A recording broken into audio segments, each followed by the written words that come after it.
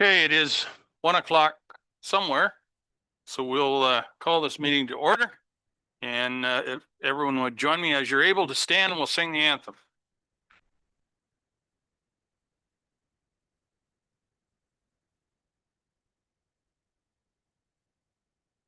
O Canada, our home and native land, true patriot love in all of us command. With glowing hearts we see thee rise, the true north strong and free. From far and wide, O Canada, we stand on guard for thee. God keep our land glorious and free. O Canada, we stand on guard for thee. O Canada, we stand on guard for thee.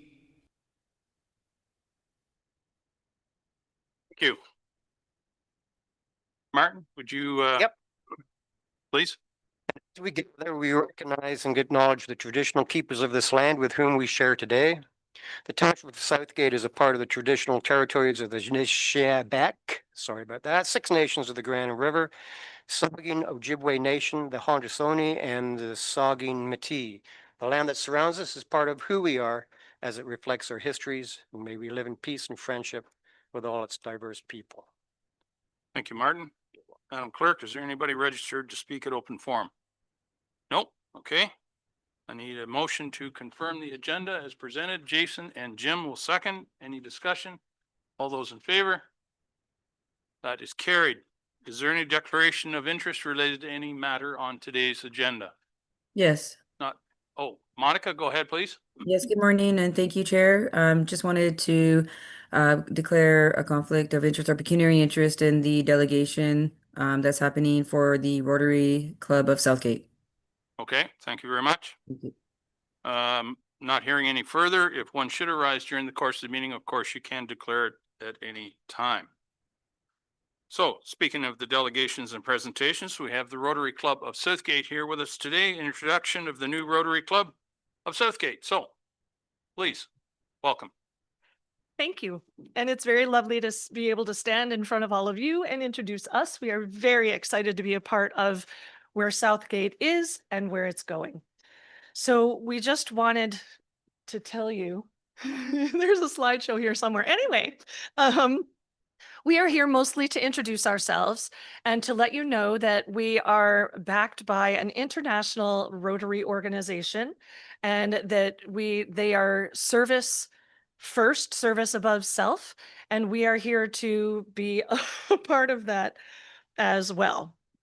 Oh, and I can't read this either. Okay, so what we bring is we are all community-minded residents, professionals, business owners, and local leaders working together through service above self, as I mentioned. And what we are asking is to be received as this delegation for information and to stay connected as needs, events, and volunteer opportunities arise. I would certainly like to introduce you to all of our executives, our very cute, small, but very mighty and lovely executive. Monica Singh Soares is our current president, our charter president. Our vice president is Maureen Ogbuli. Our treasurer is Shakti Ganeshan. I am the secretary of the Rotary Club, and our foundation chair is Joey Soares. So Rotary at a glance, we are a global service organization, as I said, where members use their skills, relationships, and resources, our own resources, to create lasting change in our communities and around the world. Service above self means looking beyond personal interest and working together to meet the real human and community needs. And there are 7 pillars of Rotary, which you see on the page in front of you, and that if you have any questions about, you can certainly ask, but they're all very community oriented, and we are very interested in helping in any of those ways. So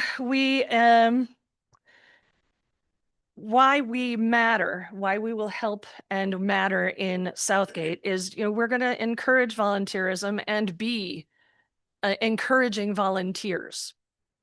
And we're going to engage in civic events. We're hoping to support youth leadership and membership. We partner with literacy, education, and wellness initiatives.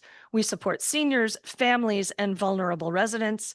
We help with community events and service projects. They don't have to be ours alone. We are happy to join with anybody and everybody who are creating positive outcomes in Southgate. And we want to build partnerships between residences, businesses, and organizations. So those are a number of things that we can do. And our request is that you receive this delegation.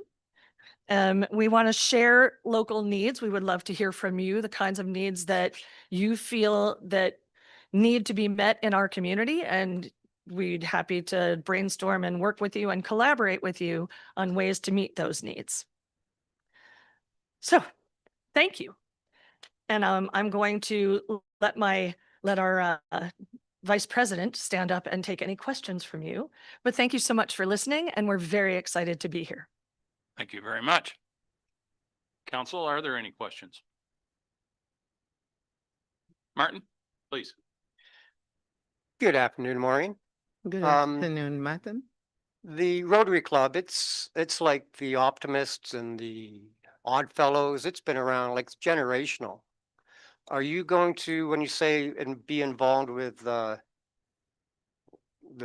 engagement and volunteerism, are you going to be also working side by side with these other groups? Yes, Okay. we're open to collaborations and partnerships. Okay. And the other thing is, it was right on my tip of my tongue. Being that as a charter, and it's an international group, I've never been involved with anything like this. So are there yearly membership dues? Yes, we Okay. have international membership dues. We as Rotarians, we have dues, and the dues are we have some sent to the international body for the administrative purposes. And we have the one that go to the district. We are district 7080. So the one for our administrative purposes as well here. Okay. So there are annual dues, which can be paid in 3 or 2 installments. Thank you. One more if I Sure, by all means. And encourages volunteerism. So as I said, some of these service groups are generational. Some chapters or charters or whatever, they're losing membership and others are gaining. So do you plan membership blitz in the community or? Yes. Yes. Thank you. Okay, Barb, go ahead. Thank you. And thank you all for being here. I'll just feed off Martin. Councillor Shipston touched on a couple of things that struck me. There's membership dues to join the Rotary Club to volunteer.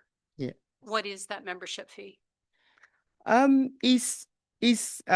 would say that it's clubs' decisions. It's peculiar to clubs because of their locations and what their administrative costs will be, and possibly the things they want to do around the state, the city where they are. International Rotary has, because our membership to Rotary International is per capita, is individual, so they have a flat fee for everybody to pay to become a member. And we also have such flat fee for the district. So the club decides what, the little top they can put on theirs for their club administrative purposes, because every other thing we do is volunteer. We approach organizations, we approach individuals, we collaborate with people having different projects. There are ones that are not capital intensive. For the ones that are very capital intensive, we reach out to Rotary International for grants to carry out projects in our communities, which they oblige us. So, but for the little ones, we can, approach individuals and organizations for that. So basically the dues we pay go to RI, that's Rotary International, and our district, and maybe a little for our own administrative cost in our locality. Thank you. So to be specific though, has this club set its membership fee? Because we are being recorded and this is going to be reported. I'm sure that people who may be interested in learning more about the Rotary would want to know how much is it going to cost them to join the Rotary Club of Southgate in order to volunteer for the Rotary Club of Southgate is just that one question. So Okay, if you just to haven't seen correct- the fee, that is an answer.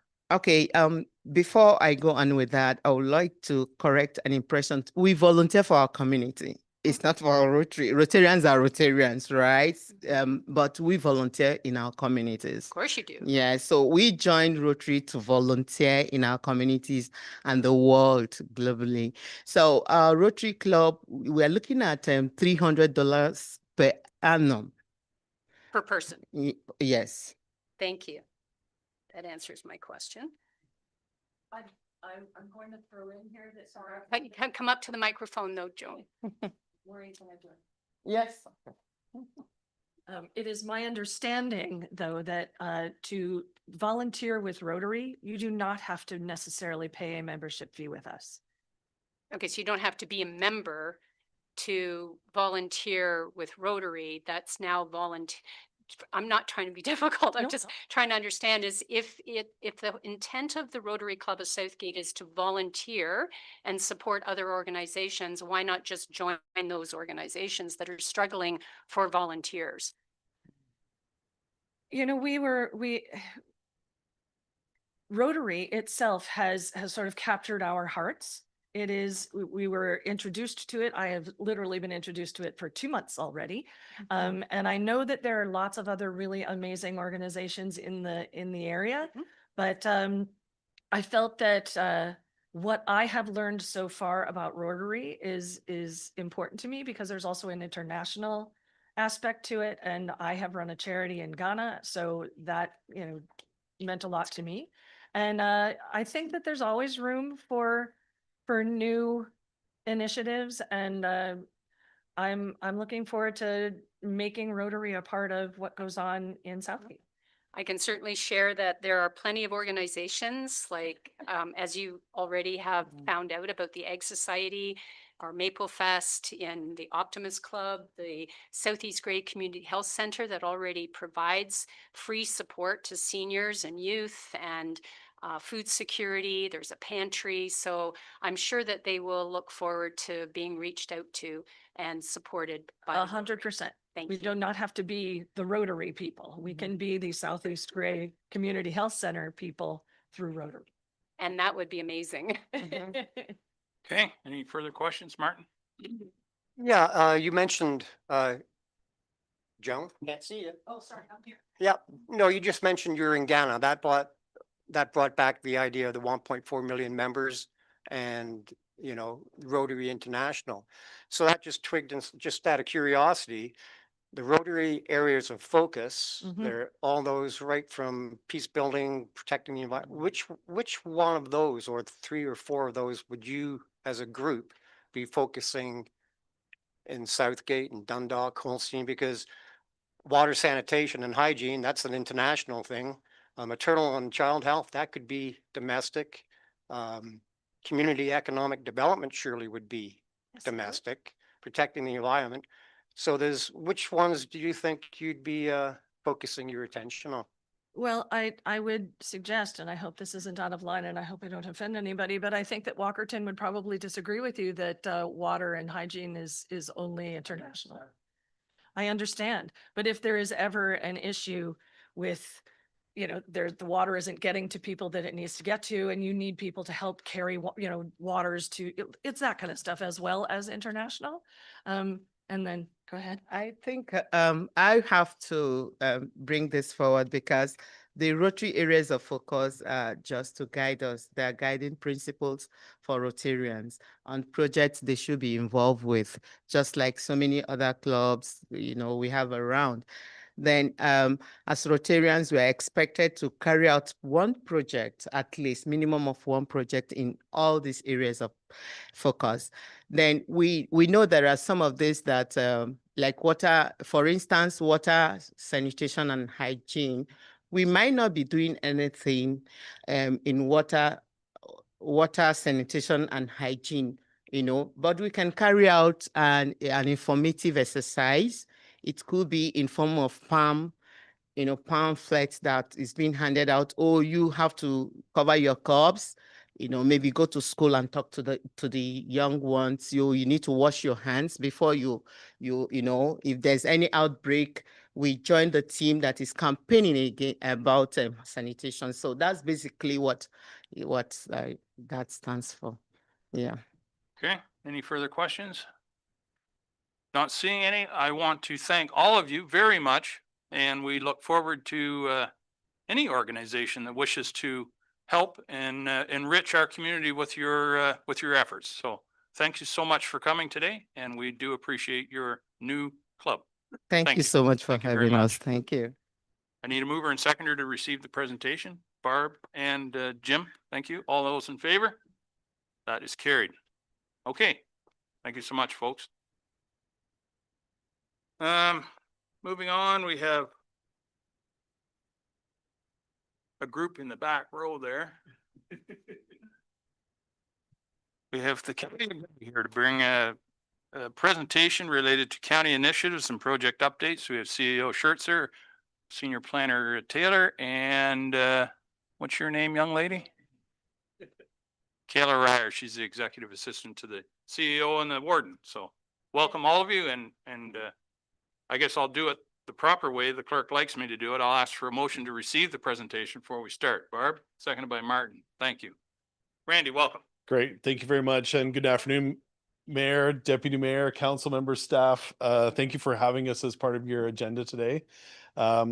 We reached out to the Municipal CA group and had a discussion with them earlier this year and noted that there's a number of projects, initiatives that the county's working on, obviously, as well as in partnership with our member municipalities. So we offer to, if interested, to come and provide any updates and to answer any questions with respect to some of those projects and initiatives that we're working on in partnership together. So that's the purpose, the main purpose why we're here today is just to present some updates on some key projects and initiatives.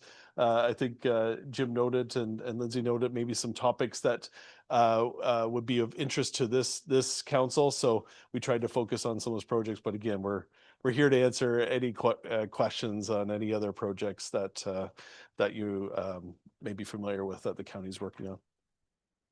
One of the first projects that we thought providing an update to this council happening right here in Southgate is the Rose Lane development.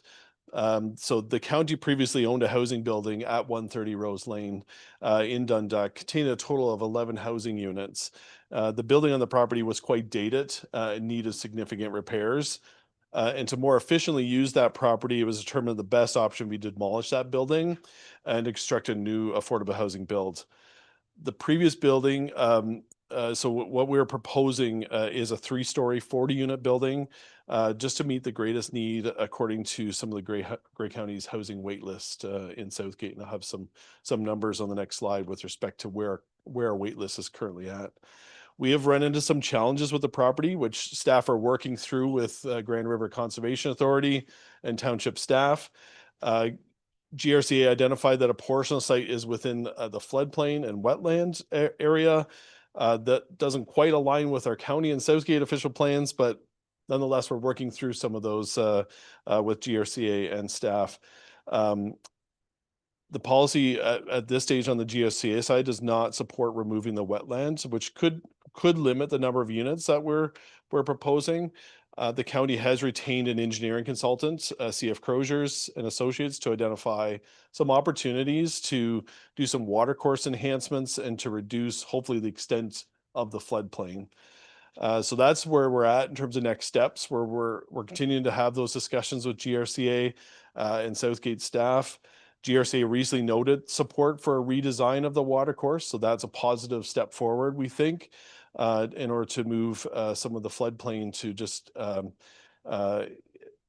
avoid the extent of the floodplain on this property itself. So Croziers continues to do some of that engineering analysis to determine the feasibility of that redesigned watercourse. And again, we're working with both county and Southgate staff to determine those impacts. At this stage, we continue to remain hopeful that we'll be able to move forward with the proposed 40-unit, 3-story build on that site in order to address some of the affordable housing needs in the Dundalk community and area. In terms of affordable housing pressures, so currently there are 2,272 households on the county's housing wait list. And the current average wait for housing is approximately 4.5 years. And that's increasing as the need for affordable housing is outpacing the supply. Approximately 70% of that demand is for affordable housing from local residents. And over the past few years, we have seen that need shift towards more supportive and transitional housing needs. And that's given the increased needs as we've seen with those experiencing homelessness, as well as those experiencing mental health and addiction challenges. Just to provide some thoughts with respect to transitional housing and supportive housing. So transitional housing provides kind of temporary accommodation combined with on-site services that to help individuals move from homelessness or crisis situations into stable and permanent housing. Supportive housing is similar, but it's a little bit more long-term than the transitional housing. It's an approach that combines affordable housing and support services that we wrap around those residents who are experiencing homelessness and struggling, again, with mental health issues or facing other challenges. What we're doing in the affordable housing front to try to address some of these needs, County Council has established a 1% annual levy contribution to what we call the Affordable Housing Reserve. And this is an annual levy contribution that we then use to leverage other funds from the province and federal governments to advance county housing projects, as well as to support some of our nonprofit housing projects as well. Just some examples, as you can see on the screen, we're helping to support through County Council's approval a new 40-unit senior apartment building by Lutheran Social Services in Owen Sound. We've created 12 units of supportive housing with 24-hour supports in partnership with CMHA and some of our other community partners. We purchased a motel to provide transitional housing. We're converting Rockview Apartments that underwent a bit of a fire in a few years ago, and we're converting that to 19 supportive housing units. And as noted earlier, we're proceeding with the hope to build that 40-unit Rose Lane build in Dundalk as highlighted. County Council recently approved an update to our 10-year housing and homelessness strategy, and that identifies some further targets and some projects that the county is hoping to advance over the next 10 years. And if you haven't had a chance to review that, I'd recommend you review that document. So the county housing staff have done a fantastic job with respect to that document and that plan, and that can be accessed on the county's website. In addition to the 10-year housing and homelessness strategy, which focuses on, I'd say, the supportive and deeply affordable housing, the county also has a housing action plan, and that was developed in collaboration with member municipalities a few years ago. And we're continuing to advance some of that work in partnership with member municipalities to advance some of those policy enhancements and improvements in order to encourage more housing, workforce housing in our communities across Grey. As an example, and that's highlighted on the screen, we did an outreach event hosted in 2025 to gather some perspectives on some lands that the county owns that are surplus to our needs, to see if how we can maybe advance some affordable housing and workforce housing projects on those lands. Planning staff, and as noted, Scott Taylor, Director of Planning, is with me today as well. They're moving forward with site investigations on those surplus lands as we speak to get them as shovel ready as possible so we can advance some housing projects in the future. Rockwood Terrace. So the Rockwood Terrace redevelopment is the county's largest capital project. It involves the creation of a new 128-bed facility in Durham, and that's going to be adding 28 beds from the current Rockwood facility, which currently has 100 beds and is literally located just directly north of this development here that you see on the screen. In the spring, we're pleased to announce construction has surpassed the 50% mark, and we're pleased to see the progress has been made over the past couple months to even move that needle forward further. The home is being constructed by Malil Blamey Construction with architectural support by Kasian and project management support by Colliers. We are in the thick of operational readiness planning is now underway, and the project remains on budget and on schedule for an anticipated spring 2027 opening. So we're very excited about that project. Paramedic services. So the county completed a paramedic services deployment review a few years ago. And that deployment review noted that additional staff resources, ambulances, and facilities are going to be required in order to ensure that response times are keeping pace with the population growth, as well as our aging population. The county is updating the deployment review this year to confirm whether the previous findings are in line with what we're seeing from a growth projection perspective and from what we're seeing from a response time perspective. The focus lately has been on new paramedic bases on reducing travel time and improving coverage. The first base that was completed was the Durham base, and that opened at the end of October 2025. We're using a standardized base template for those base creations. That way we're able to utilize the similar design in order to advance those projects. Feversham base is being built as we speak. That should be completed by the end of this year. That tender was awarded also to Dom Construction, who completed the Durham base. Framing began in March, and I don't know if there's a picture of it. And you can see the picture on the screen in terms of what that base looked like. And that was even probably a few weeks ago. And they're moving quite quickly with respect to that particular project. And again, we're excited to have that base. The base focuses are to for new paramedic is about reducing travel time and improving coverage, especially in our rural parts of Grey County. And so that's why Feversham was identified through that deployment review as a strategic location to be able to provide coverage in around that area. Some other bases that are identified in the deployment review are a base in Ayton, base in Thornbury, and a base in Cobble Beach. And so we'll be able to continue to work towards those projects. Again, we're doing a deployment review this year, and to see if there's anything further that needs to be added or removed or revised or modified from that list in order to be able to ensure that we're meeting response times. Given current space constraints, currently in the shared fire hall and paramedic station building in Dundalk, the county did include a Dundalk base improvements as part of the 2026 budget. And we're currently exploring options for that Dundalk base in collaboration with Southgate staff. And I'm sure there's going to be further updates and further discussions regarding this topic for both councils in the near future. So stay tuned on that one. Road transfers. I think this council is very familiar with the topic road transfers. I think it was here a few weeks ago or 3 months ago now, maybe to talk about the road transfers and the whole concept around road transfers. Based on some of the feedback that we received from all the municipal councils and the municipal staff, and we really appreciate everyone's time and attention to be able to provide those comments and feedback on the proposed funding model, the proposed approach. It's really helped to shape, I think, what is going to go before council next week for further discussion, and no doubt we'll be providing some further updates back to municipalities following that discussion with council next week. We heard loud and clear concerns regarding the funding model, the asset conditions, and the equity were raised. A recent task force meeting was held with municipal staff and representation at the end of May. Various options were presented and discussed as part of that workshop. And again, we so appreciate everyone's time to be able to attend that workshop and provide that input. A summary of that workshop and the outcomes were presented to County Committee of the Whole last week. So again, that's on our website if you're interested in taking a look at that summary. Significant progress is made by the task force in refining the transition funding approach based on the feedback we have received from member municipalities. I'll just capture in 2024, the initial transition funding model represented an estimated commitment of approximately $24 million. By March 2026, the value of the proposed transition funding had increased approximately 30 million.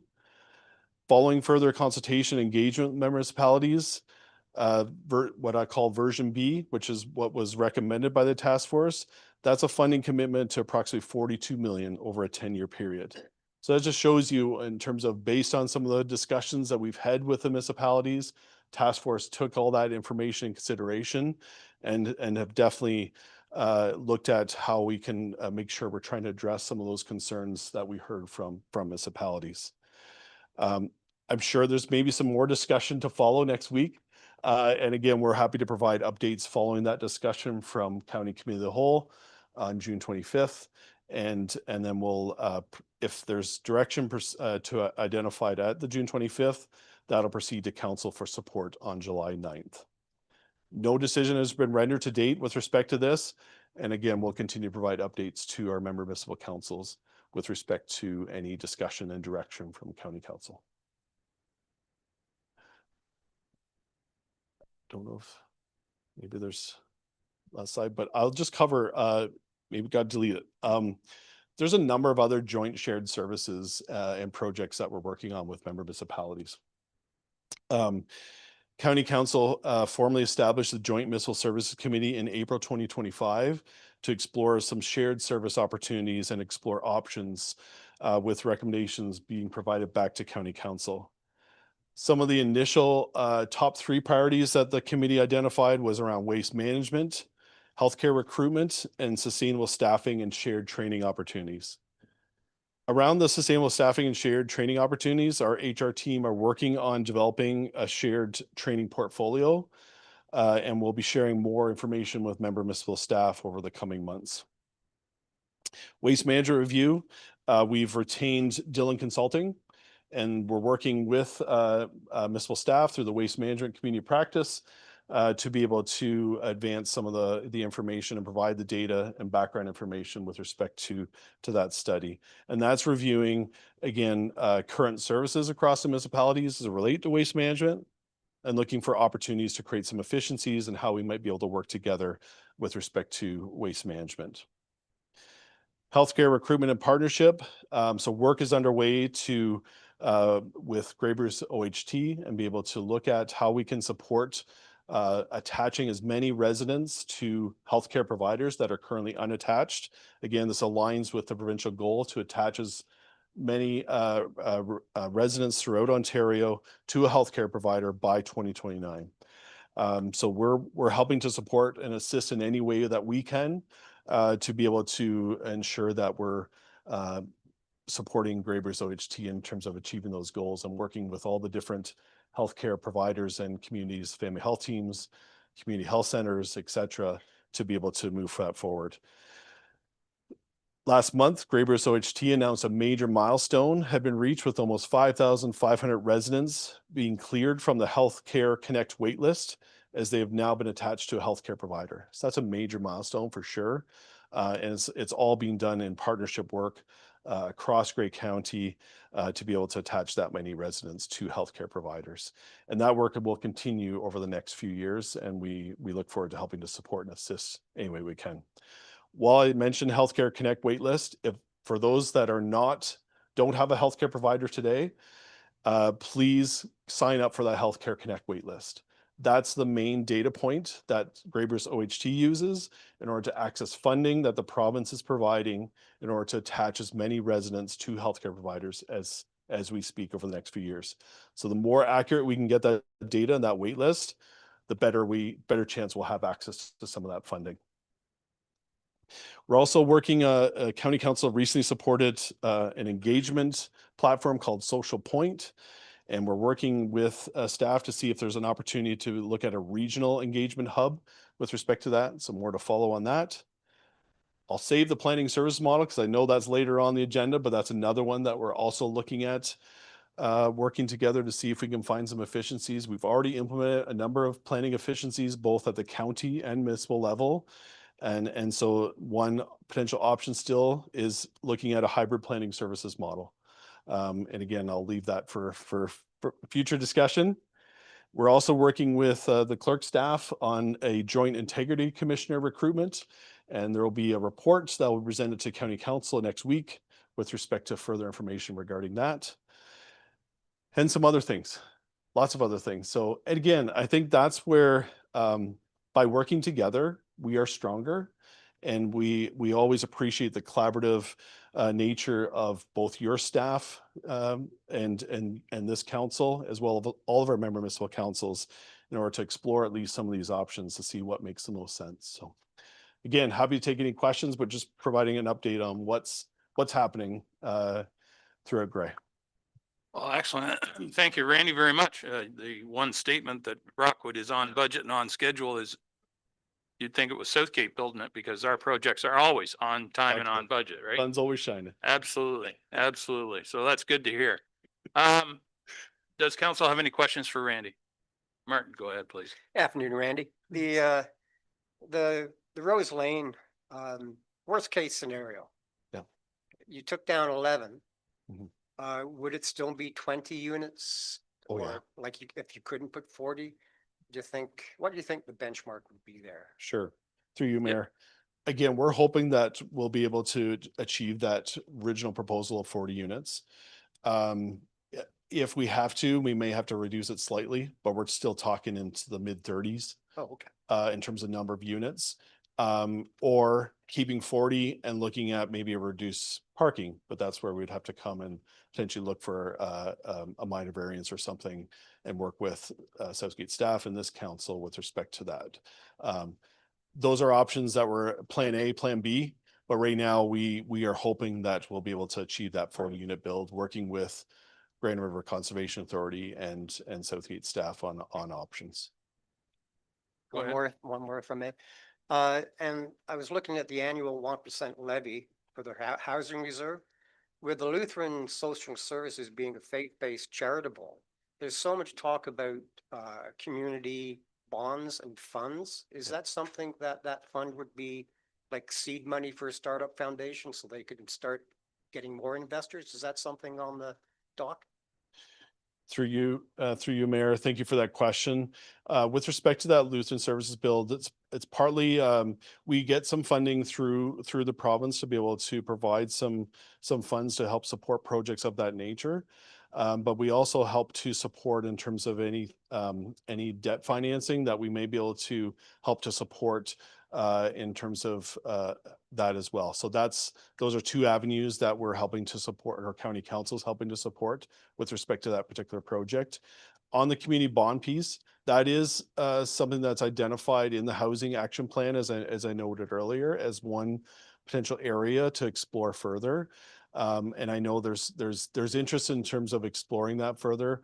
There's some Institute of South Georgian Bay is actively involved in looking at that as a potential model, as well as the Grey Bruce Community Foundations is exploring that model as well. So we're in active discussions with some of those groups, and not sure where that's going to land at the end of the day, but no doubt we'll be bringing back further information to County Council for consideration at some point. Welcome. Okay. Anyone else have any questions, comments? Barb, go ahead, please. Thank you. And through you, thank you very much. Just a couple of things that I wanted to seek clarification on and just comment on. There was a great article this morning on 14th Street, the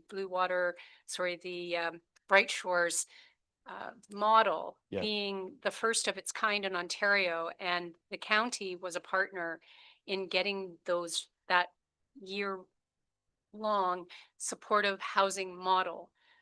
So kudos to staff for bringing that forward. Also, with regard to Rose Lane, I've heard, why would we demolish a perfectly good building if we weren't, and then have a empty parking lot, basically. But my recollection, and you can correct me if I'm wrong, Randy, is that the mapping supported the design. Yes. And Grand River may have not had boots on the ground when they did their initial assessment, but wasn't it required to be shovel ready in order to meet the provincial funding model that was being offered at that time? Yeah, through you, Mayor. I can't recall exactly if that was one of the criterion pieces, but no doubt going back to looking at that building per se, although it was 11 units at that time, the building did require significant renovations and repairs. So when we looked at what we could potentially achieve on that site, to be able to address some of the housing wait list in the Dundalk and surrounding area, we felt the best avenue to move forward would be to demolish that building and to build a new build on that property. Again, we hope to be able to achieve what is the original proposal, 40 units, and to work with Grand River Conservation Authority. And like I said, as recently we got some of that positive news that we might be able to work through some adjustments and enhancements to the water course. And so we'll be having some no doubt further discussions with Grand River Conservation Authority and your staff to be able to look for those options. So Amazing. yeah, so we're again, in the end, we hope to be able to at least be able to say we almost increased by an additional 30 units or close to 30 units of deeply affordable housing that's greatly needed in a number of our communities, but including Dundalk specifically. One final. Please. So you mentioned the OHT Grey Bruce Mhm. and the attachment of 5,500 residents in Grey Bruce. Yes. Specifically. The Healthcare Connects, we had this discussion a little while ago, and even if you have a doctor, but if you travel and it's not local and you travel, I'm not even sure what the marker is at whether it's Yeah. an hour and a half or 2 hours to get to your primary health provider, you can register for Healthcare Connects. Correct. Okay. Yes, through you, Mayor, that is encouraged. So say, for example, if you have a physician that you're attached to currently that's in, say, GTA area, and you've recently moved to Grey County, say in the last few years, and you still have that physician, please sign up for the Healthcare Community Connects waitlist.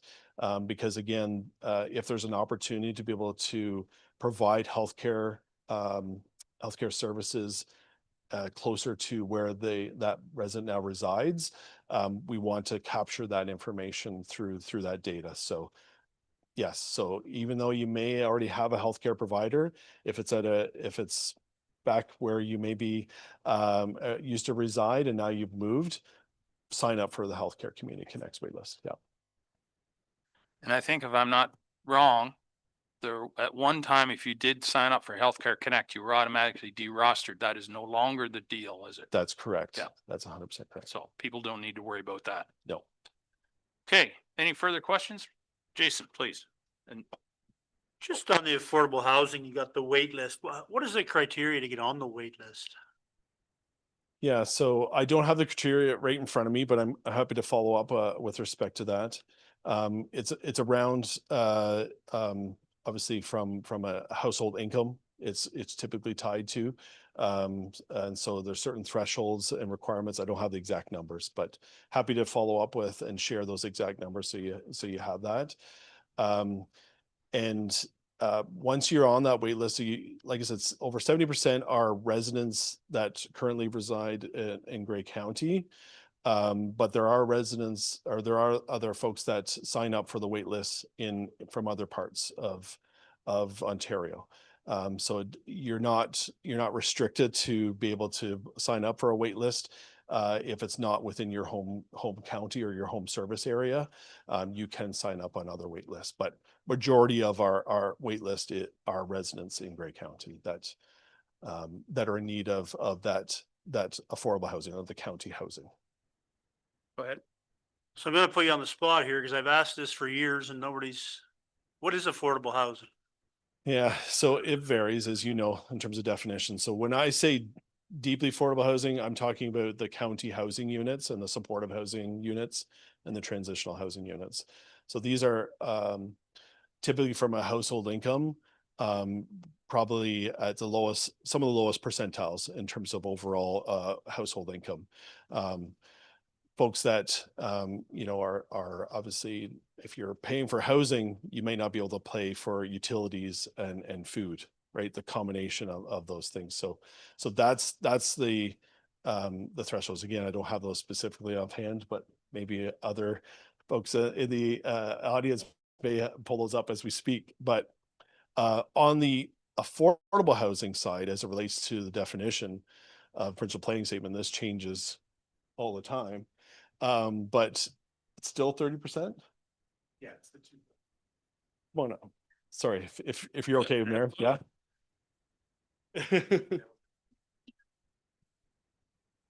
Yeah, thank you. And through you, Mr. Mayor. So on the provincial planning statement, there's an affordable definition for owned housing and there's an affordable definition for rental housing.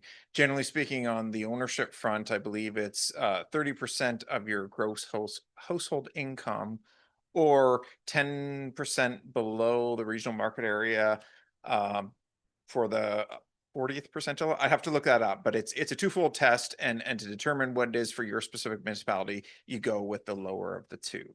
And then it's somewhat similar for rental housing in that regard.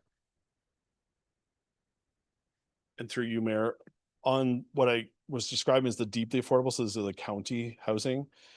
So some of the eligibility criteria: at least one member of the household is 16 years or older. All members of the household are Canadian citizens, landed immigrants, refugees, or refugee claimants. No member of the household is currently under deportation, departure, or exclusion. No member of the household owes money to any social housing provider. And your household assets are below the local maximum asset limits of 50,000. And your local income is below the limit set by the province. And that is below, which is currently sitting at the yearly income limits for 2026 are $32,000 household income for a bachelor unit, 46,000 for a one bedroom unit, 52,005 for two bedroom. So it varies based on the number of units that you'd be looking for in terms of what your needs are from the household perspective. But it ranges anywhere from 32,000 to 65,000 depending on the number of units you're looking for. Again, all that information is on the county's website. So if anyone's accessing or looking to access those programs and be on that wait list, I encourage them to go to the Grey County grey.ca website and just type in affordable housing, and that will pull it up immediately for you. Very good. Thank you, Randy. Jim Ellis, please. Good afternoon, good people. Just to add a few points to the Rose Lane complex there. In staff discussions, we recognize that the parking can probably be reduced because not every one of those tenants would necessarily have a vehicle. I think we can recognize that. But the other piece is, and where Randy keeps saying Southgate's involved, is that the stormwater management pond that was created, now that's in that floodplain area. So that is in our control. So we would have to permit any changes to the stormwater management pond facility there. Yeah. Yeah. And please. through you, Mayor. So that's where Croziers is looking at the technical feasibility of whether or not that's possible. But as noted, GRCA has given their initial kind of thumbs up for that approach. We're just actively looking at what that option looks like. And our experience in the past has always been that Grand River is always very amenable to work with us, for sure. Yes. As all Yes, conservation exactly. authorities are. Absolutely. Yes. Did I say that right? Okay, then. Any other questions for Randy? All right, well, I'll thank you very much, Randy. We just have the adopted in the minutes, and then the hybrid model report is coming forward. Perfect. So you're welcome to hang around. Yeah, Scott and I are happy to stick around to help answer your questions. Perfect, thank you. Thank you. So I will call the vote to receive the report. All those in favor? That is carried. Thank you very much. Adoption of the minutes from June 3rd, council and closed session meetings. Jim will move. Jason will second. Any discussion? All those in favor? That is carried. Reports of municipal officers. Madam Clerk, if maybe you'll indulge me, I kind of wrote up a bit of a thing here. The motion is as it is in the package, but I'd like to add and council waive procedure to allow present county staff to participate in the discussion if needed. Is that agreeable? Would someone care to move that, please? Jim will move that. Martin will second. All right, who is, Ken, are you giving this report or Jim? Somebody want to put their arm in the air? Jim, please, go ahead. So just recently, county council has looked at this model again and want to come up with who's in and out. So we brought it forward again for a discussion point. And earlier this week, we received some revised numbers from the county as far as the model.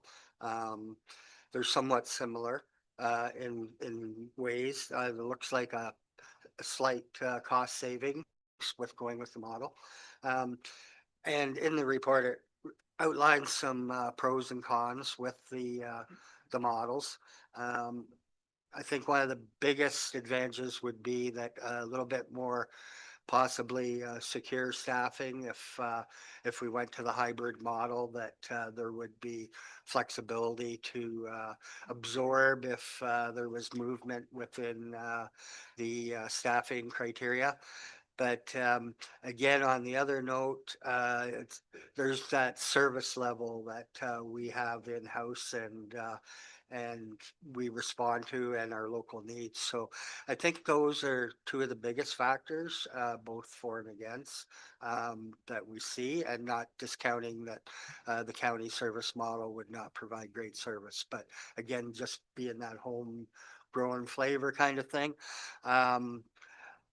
The other thing that we see that is there's a whole lot of changing right now with planning going on provincially and all over the map, and keeping on top of all these changes.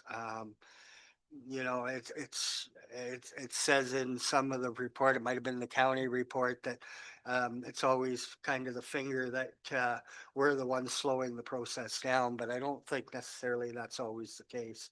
The changes keep happening. So I'll let maybe Kayla dive into what she's analyzed a little bit here on the financial a little bit. Again, when the report was written, we were at the 2.5 FTEs, and that's been reduced to the 2 FTE in the newer version of numbers here. So we'll Okay. let Kayla take a little run at it. Please. Thank you. I think Jim captured most of it. There was an updated budget, as he mentioned. There was the same result, around a $20,000 savings, and that was compared to the 2025 actuals. In the report, we mentioned that we do foresee increased staffing needed here if we were to keep planning. So we wanted to identify that and compare to those future numbers. So compare 2027 to the hybrid 2027 model. So that's where the bottom chart kind of came in. Again, it was a little difficult to allocate the numbers exactly, but we do see a bit more of a cost savings if we compare it to the 2027. Okay, thank you, Kayla. Any questions? Council? Now, recognizing that the recommendation from this report is to ask staff to bring back a further report with a recommendation whether we're in or out. But certainly, we want to have a bit of a discussion here today as to make sure everybody is clear in their mind as what is being proposed and whether you're in favor or not. Gonna get off that easy. Oh, well. Barb, please. No way. Thank you. And through you, the discussion that was had at County Council last Thursday was very clear that it was very important. It came through very loud and clear that the local presence of our planning department, having that model, was important to the lower tiers.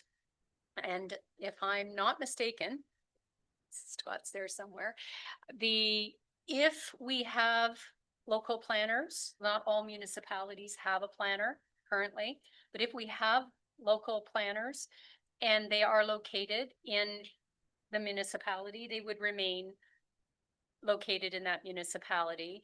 The model of if you have the ability to work from home so many days a week, if you have the ability to,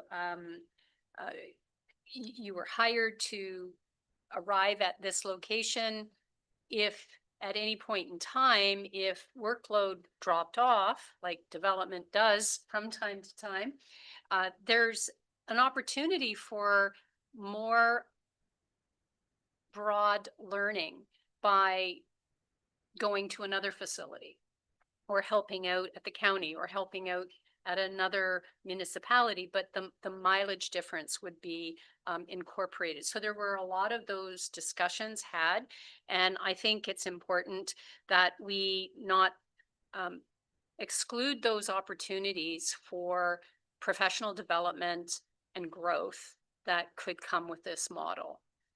Especially, I mean, we talk about who's holding up housing when how many units are currently approved in Southgate to build and yet they haven't been? How many units are already approved in Ontario and yet there hasn't been a shovel in the ground? They're already approved to go. They just need to apply for the building permit, and it's the developers and the market that has slowed that down, not anything our staff have done. So I am in favor of continuing to pursue the model, and I'll look forward to the final report coming back from staff as to how we get that message to the county to opt in. Okay, thank you, Barb. Martin, and then Jason. Yeah, I was just, Ken, maybe you could answer this. I was just wondering the home base location, the potential traveling to other municipalities. Who would be traveling depending on the case file? Like, would you be doing it? Oh, sorry. Yeah, Scott, do you Scott, want to sorry. come on up and have a go at that? I do want to caution people, we don't want to be talking about specific positions because now you're into HR stuff, right? Yeah. So let's try to keep it at a fairly high level. I got admonished myself at county council last week to stop doing that. So I'll give the warning myself here today. So Scott, please. Thank you, Mr. Mayor. I'll be on my best behavior in that regard. So yeah, with respect to the hybrid model, the way it would work, if any municipality opted in, is the county and each participating municipality would enter into a memorandum of understanding, and that would lay out exactly what the planning service is, what the planning service isn't, who's doing what, and everything else. And one of the key portions to that that MOU, if you will, would be determining what level of service each participating municipality wants for their in-person services in that regard. So as you've seen through the report and the financials, we've already got a proposed, this is the level of full-time employees that would be required. But of those full-time employees, how many do you want working in office 5 days a week in Southgate versus, some municipalities. So we currently offer planning services for Chatsworth. Their model is they don't require anyone in person on a day-to-day basis, but we would be there for council and committee meetings or one-off meetings kind of thing. And then so if Southgate were to say we want one person in office 5 days a week, then optimally we would if Southgate were to join the model, use one of those existing staff that's already familiar with the township and working there and hopefully could serve that in-person service. If there was a situation where an individual, say, was on leave or just on vacation, but you still needed that counter service, maybe that's where you would sub somebody in from another participating municipality. If the township were to say we want somebody there 3 days a week, but we still want 2 full-time employees, then 3 days a week we would have someone there, and the other days those people most likely would be working remotely in that regard. So the model is meant to be flexible, and because we know that each of our municipalities operates differently. Some do in-person council meetings, some prefer hybrid public meetings and everything else. So we couldn't come up with a one-size-fits-all other than in that final MOU, each municipality would specify the level of service they're looking for, and the MOU would also, and the financials would speak to the total number of employees needed there. The other sort of central tenet that we've spoken about with the planners and with HR in that regard is we're not, if any municipality signs on, we're not looking to disrupt anyone's lives in a major way with respect to staff that might be at a municipality right now and joining the county. And so simply put, you know, if you're already working in the south of the county, it's in nobody's best interest to suddenly say, hey, we'd love it if you commute every day to Owen Sound. That's not going to build a great team environment. So we're looking to look at sort of the talent that might be joining, where they're located and where it makes sense for that sort of home-based location. Apologize, that was a bit of a rambling answer, but back to you, Mr. Mayor. Perfect. Thank you. You good, Martin? Yeah, very good. Just a comment so I don't get into trouble here. Very good. Very That's good. good. Very You're very good. Yeah, it is very good. I'm on the fence with this. And when I look at the disadvantages and advantages, they're pretty well even pros and cons. So like Barb, I would like to see the final draft when it comes in, and that's certainly going to sway me one way or the other. So thank you. Thank you, Martin. Jason, you had a question. Oh, yeah, a bit of a comment at first, like them, there's good points and bad points. I guess my question, I don't know if it's Ken or Scott, my problem with government is there's so much duplication. So I get we have different bylaws at the county here or whatever. Why can't we just have one level of planning? Like, yeah, I know what, but it's not. What is that simple? Too simple, or can you answer that? Somebody like, why do we have to have two levels? Scott? Yeah, sure. Nobody wants. Yeah, yeah. This is a good question. Yeah. Through you, Mr. Mayor, I might take a first cut at this and turn it over to Ken for his opinions as well.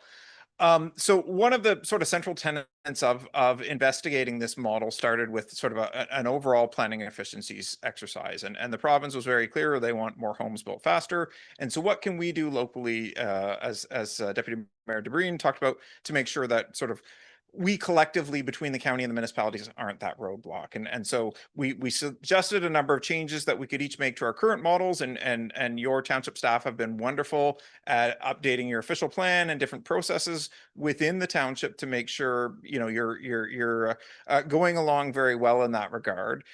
With respect to this sort of hybrid services model, there are lots of different planning models offered across the province. Obviously, we have some that are single tiers, and so there's only one planning department. And then we have others like Bruce County, where it's a two-tier municipal government, but the planning is generally done at the county level. So the planners are county employees. That said, decisions are still made at both the county and municipal levels. And so under this hybrid model, if it were to proceed, decisions would still come to this council table or your committee of adjustment in that regard. But generally speaking, it would be sort of one level of planning review working with related staff at both the county and the municipality. And when I say related staff, if it's on a county road, yep, we'd still be working with our county transportation staff. We'd still be working with your township staff with respect to township infrastructure and everything else. But we would have, say, less planners' eyes on the system or on the application. I did just want to add one further thing before I turn it over to Ken. Your township staff are doing a wonderful job right now in terms of the planning applications. Like Southgate, for the last number of years, has consistently been one of the busiest municipalities in Grey. And you know, not to throw shade at anyone else, but when we look at what the township is able to accomplish with the resources, you know, you're doing an excellent job, and none of this investigation was meant to be a criticism of municipal planning services or county planning services in this regard. It was just supposed to be kind of a blue sky approach of, if we were to reimagine something, is there a way we can all be working together in a different way to achieve a more efficient planning system in that regard? But with that, I'll turn it over to Ken. Ken? Good afternoon, your worship, members of council. I'll be brief. First, I'll just thank Scott for that comment. I don't think any of us took it as a slight, and we like to acknowledge the fact that we're quite busy, and our incredibly mighty team does a lot with what we have. I think going to your question, Councillor Rice, one of the issues that the provincial government is starting to realize is how complicated through the Planning Act the planning system has begun, the tiering of municipalities, for instance. And so part of the challenge in some of our work is that certain applications are delegated to the county as the upper tier, and then we take over. I think it's important to acknowledge that through this process, The county did identify that there were certain applications that they had identified that they wouldn't comment on, which helps make the process a bit more efficient. I will say though, that we still get sort of preliminary or unofficial comments. Might want to just not comment, but I mean, it's an evolution of the process. And I think what you're seeing is the county seeing where it can commit to making those processes better. We've committed to making processes better here through a variety of official plan amendments. And just stepping back to Rose Lane, one of the major changes we did was to the site plan control bylaw. So that application will actually not be subject to site plan control, which will save them a lot of time. They would just have to deal with their parking issue through a minor variance. That's all I'll add. Very good. Thank you, Ken. I think it probably bears noting that it wasn't that many years ago in Southgate here, we were struggling bigly because we were short of staff. Now we've rectified that. We've fixed that, and we have tremendous staff here now that, as both Scott and Ken and Victoria can attest to, we've been able to turn stuff around a lot faster than we used to, and we're doing a great job. But in a small municipality, you know, you're always just that one key person away from struggling again. So, but that's just the nature of a small municipality. Any other questions? Okay, I'll call the question. All those in favor? That is carried. Thank you very much, Randy, Scott, and Kayla. Did you want to say anything? No? Okay. Well, thank you so much for keeping these gentlemen on the line, and we appreciate your efforts and time. Thank you, gentlemen, and Kayla. Yeah, let's take a 5-minute recess.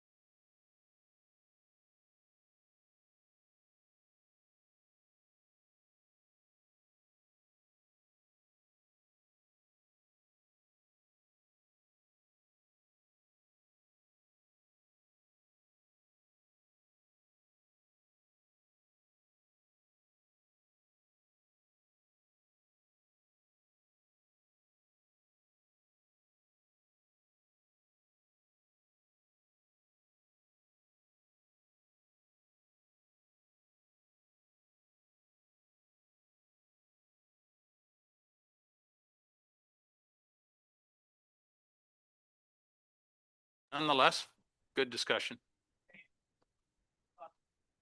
I'll have to start again. Like now or? Yeah, okay. Well, I won't make that comment again. I'll just say, we'll bring the meeting back to order. Yeah. Thank you, everyone.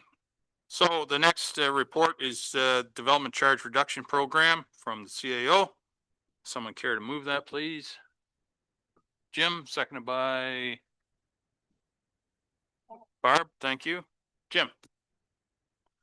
Yeah, so this one kind of got fast tracked through the ministry again to come at us about reducing development charges that they announced back on late March of this year. And this is the information to look at reducing the charges by at least 30% into the 50% range in order able to apply for the development charge reduction program. And what would that do is federal, provincial governments have grant money for those applications that are successful. What this is based off is your DC bylaw of 2022 for, in our case, is the most recent. Even though we've been working towards a new one with new projects in it, we have to look at the projects that are in the 2022 bylaw. So with that in mind, there's very little that really supports the housing initiative. Well D6 certainly does. But the problem with Well D6 is we haven't even started the environmental assessment for it, and that can take years. The other thing is we're not sure if we'll be shovel ready for 2030 with the EA not commence and completed by 2035. So if by chance we applied for that one and got funding and we couldn't proceed with it, we would have to return the funds because that project didn't carry through. The other one that's most likely to be successful is the ladder truck, which, yes, that would be a good one to aim for. But the way that you have to reduce your charges and the building permits that we're expecting in the next 3 years during the reduced period, do they outweigh where you're going to be? There is some smaller pieces too. There's some of the expansions that we currently have for facilities in the DC bylaw, as well as an improvement to the High Point drain, which would be for development up in that north end that could benefit from that. When the report was written at this point in time for the agenda, this one was also on the county agenda last week, and Grey County staff had recommended that they did not see quite a fit for the county at that point in time, but subsequently Grey County Council reversed that and asked the staff to provide an application for the program. This is a very short window. This has to be in by Friday at 10 a.m. It's fairly complex application again, but if the projects are there and you think that we can get for them, we can turn it around. It'll be tough, but we could.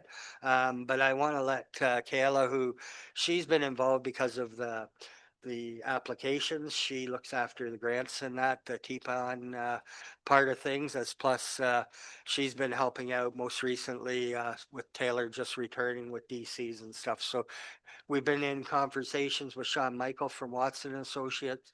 We've been in conversations with Triton. Currently, the other biggest bangs would be in the wastewater side of things, but currently they're not, the ones we have are currently being funded with some grant funding as well as some reserves. And the other phases that are in the study are too far out of the time frame to qualify for too. So at this point in time, staff is still recommending that there's maybe not a whole lot to grab onto this, but I'll let Kayla maybe take some more information here of what we came up with, some other numbers for us after talking with Sean Michael. Thank you, Jim. Kayla? Yes, thank you. After speaking with Watson's and Associates, we were trying to evaluate, and Sean Michael was really letting us know that the way you get funding is based on your loss estimate. So if we're going to reduce by 30% and we estimate we're going to have 300 building permits in the next 3 years, then that are affected by this reduction, then we should be applying for $2 million because that's going to be our loss estimate. The issue is with development being in such a flux right now, we don't know what that estimate looks like. And there's risks if we're estimating wrong or inaccurately, because if we don't ask for enough funding, then we've underfunded a project. If we overestimate how much we were going to have, then they're going to claw back money because we've overestimated and we didn't produce the number of houses that they're looking for. So those are some of the challenges that we're dealing with, along with what Jim was referring to with the projects. They want a shovel-ready project.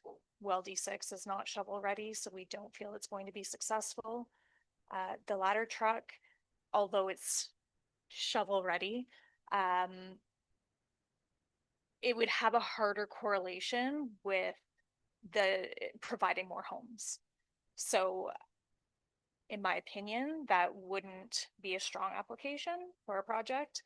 And somewhat also we have like the Dundalk expansion facility on there, or facility expansion, and the library expansion, but the same thing, it makes it a lot more difficult to correlate that with, like, we need that infrastructure in order to build more homes. And that's what they're looking for. So we're not confident that this funding is meant for municipalities of our size. Thank you, Kayla. Jim? Yeah, just on that note, Gray Highlands was recommending not to go to apply for the DCRP yesterday or today, sorry. I'm not sure of that outcome. And a couple of the other ones I've reached out to, but I haven't heard about checking their agendas because of the tight window. We're not sure what West Gray was doing, what Hanover was doing, Georgian Bluffs. We do know that a few are applying. Town of Blue Mountains, Owen Sound, again, they've got some bigger projects that are infrastructure wise that maybe are ready to hit the books. And in reading those reports as well, Meaford is going for the 50%. They're going to reduce theirs for 50%, but again, they've got a massive water treatment plant upgrade that they're looking for funding. So again, Kayla mentioned, we're not sure if it fits this size of municipalities at this point in time. And there was a blurb in that there may be some other funding coming for ones that didn't meet the criteria, as well as ones that don't have development charges. So maybe there's another bucket to pull from in the future. Thanks, Jim. Taylor, did you have something you wanted to add? Thank you. Yes, Please. through your Mr. Mayor. I heard from the treasurer at Gray Highlands and their council did not want to go forward with the application. So Thank you. Barb? Thank you, and through you, and I support the recommendation. The one thing that the county had going for it, it had a whole week to prepare an application. And it comes back to council once you know if you've been successful and what those dollars can be, and you can still actually decline. So those were the criteria, is that they had a whole week. It was a whole 19 days everybody had from announcement to application, but the whole intent was that it'll come back, and once you know if you're successful and whether or not it makes sense financially, if you're getting enough funding, then you can opt in or opt out at that time. So thank you for the report. Thank you. Martin? Yeah, thank you. When I was looking at this, I'm not very good mathematically. I never have been, but I was looking at the percentages, and I totally agree. This township is not big enough for this kind of policy or legislature. And I was looking at the, where is it here? In Ontario, an estimated 1 to 5% of projects would become viable if they were reduced 50 to 60%. Complete elimination of DCs would increase project viability by 3 to 11%. So my way of thinking, even if it was a big area, a big project, not much is going to get done anyway. And then when you look at the one from Ontario municipalities, it was saying that depending on how much the DC charges are reduced, and if it's eliminated completely, it's a definite increase to property owners of 13%. So, you know, again, who supports what? The developer's building. There should be some money from him, if you know what I mean. Thanks, Martin. But just a comment. Yep. Any other comments, questions? Call the question. All those in favor? That is carried. Thank you, Jim and Kayla and Taylor. Moving on to report regarding land acquisition, specifically 5 Keppel Street in Dundalk. Someone care to move that, please? Jim, seconded by Barb. Jim? Yeah, well, council's pretty well aware of what the situation is and what we've taken on for an endeavor here for the last few months since March or so. It kind of came together fairly quickly. There's still a piece because this was in receivership that it has to go to the provincial court in Orangeville for approval, and that's slated for. It was tentatively July 20th. We haven't heard a confirmed date of that, but that's the last we heard.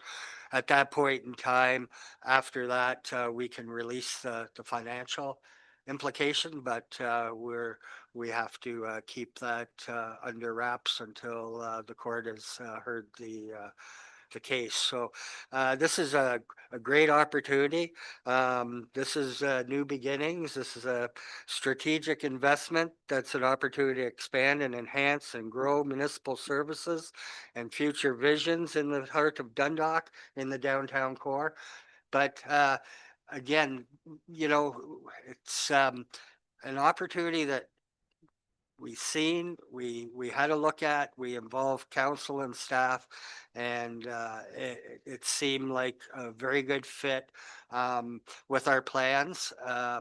We did have that, we do have lands that will be coming in Ida Street that was looked for a municipal hub facility. And we can repurpose them to some other sort of means for possibly recreation or some other opportunities that may arise in the future. So I think this is a real good win for us to do something now because that other project would still be, in my mind, at least 5 years away, if not further at this point in time. As everyone knows, our office capabilities of expansion in Hopeville is very limited, now squeezed into you know, it's a good thing we have flexible workspaces or schedules because we are sharing spaces. So I think this is a great opportunity. All staff have had a look. There's endless things right now that we can envision as with the library or a clinic, other sports that could be brought into this facility area. There's 3 entrances that can be established into the facility, and fire's ready to roll out of there. So again, I'll turn it over to council, but or if staff want to have any other comments towards this, but I think we've hit a little bit of a gem here that is well needed right now. So Thank you, Jim. Well said. Council have any questions, comments? Any other staff have anything they want to add? Jason? Well, I think it's more of a comment, and I've made it before. No, I think it's going to be a good thing compared to this other building we had for whatever, 15 million. I just hope we take our time and figure out what the best course of action is, because it's still the taxpayers paying for this. We can't get excited and just start throwing everything at the wall, because we just gotta, I think we gotta take our time with this and make sure we talk it through and do everything wisely. No, good, good description. Martin, did you have your hand up? Yeah, and Go then Jim had it. Yeah, and the one thing, and I appreciate the fact that staff called us up and said, let's go have a walk around. There's a couple of tours. But the one thing that stuck in my mind, being in receivership, the company was bankrupt, was that if we didn't put in something on a dream, like Jim said, who knows what would have come in? We could have had a gigantic factory in the middle of town and we couldn't have anything to do with it unless it really messed up on planning. So it was good that we jumped in and saw potential. And I do agree with Jason, you know, it's going to be looked at strongly, but it's certainly a good thing to, and it does free up land that could be surplus. So that's a additional bonus all around. So. Thanks, Martin. Jim, please. Yeah, so part of the next steps are looking at an RFP for architectural and engineer. You know, staff have some ideas to look at and look at those options, as well as we're going to bring in public engagement on, you know, here's your opportunity to help us decide what to do here. But again, it's almost 8 acres. It's a big building. It's in very decent shape. Trucks are ready to rock and roll out of there any day if everything was ready to go. So. Very good. Excellent. Anyone else? Okay, Martin, go ahead. Just when you said the 8 acres, that property that was flipped around because of the cemetery out going west, how many acres was that? And 15 acres, thank you, Barb, but how much was actually buildable? How much was, sorry, was the last part? How much would be developed? Like a lot of it's wetland, so would it be 8 acres? Oh, yeah, I think, was it about that much? I thought it was a little bit more. Yeah. Because there's a parkland piece that was up above there too. Yeah. That, is not in the wetland area, but was because it was dedicated to park. But that's still in agreement, but that hasn't, come to fruition until subdivision agreement comes. And then with the agreement that we have in place, then the rest of it falls together. But yeah, I think though there was a total of about 12 or 15 acres in that envelope, but like about 8 acres were Usable. were achievable to do something with. Okay. Maybe didn't apply, but had to ask. Thank you. Okay, thank you, Martin. Okay, not seeing any further hands. I'll call the question. All those in favor? That is carried. Absolutely. Madam Clerk, would you take the poll, please? Through you, Mayor Milne, the recorded vote was requested on staff report CAO 2026-0110, the land acquisition of 5 Keppel Street, Dundalk. Councillor Shipston? Yes. Councillor Ferguson? Yes. Mayor Milne? In favor. Deputy Mayor DeBreen? In favor. Councillor Rice? Yes. Councillor John? Let me see. Wait, I'm trying to, yes, in favor. Councillor Singh Soares is absent by a vote of 6-0. That's carried. Very good. Thank you, Lindsay. So moving on, we go to the planning department now. We have a report here regarding backyard chickens, potential regulatory changes. I think Victoria is going to take this one, but I'll ask for a motion to receive or to, is it receive? I can't catch up to it. Yeah, be received for information. Jim? seconded Hello. by Joan. Okay, Joan will second it. Excellent. Thank you, Joan. Oh, Victoria, welcome, please. Thank you very much. Good afternoon, council and staff. Staff have prepared a little bit of a planning presentation. Sorry. Don't look. Okay. So talking today about potential regulatory changes for backyard chickens in the township. Council provided direction in December of 2025 for staff to report back at end of Q2 with some information, analysis, and policy options for council's consideration regarding some potential amendments that would permit homeowners to keep backyard chickens under defined and appropriate conditions. So there was a planning staff report back in 2019 that staff recommended that fowl within a settlement area would create increased risk for bylaw enforcement and provide no noticeable benefits at the time. That report was also included as attachment 1 on council's agenda today. So just to give an overview, livestock is defined in the zoning bylaw to include chickens, turkeys, cattle, hogs, horses, and other domestic animals for human consumption. Currently, a zoning-based approach makes distinction between livestock raised for commercial farming operations in A1 versus those for residents living on residentially zoned properties. So within Southgate, we permit livestock in agricultural zones, but also as well as residential type 5 and residential type 6 zones. And livestock is not permitted in R1, 2, 3, or 4, which makes up the settlement of Dundalk. Section 5.22 of the zoning bylaw provides limits on nutrient units for lots in rural areas, so R5 and R6.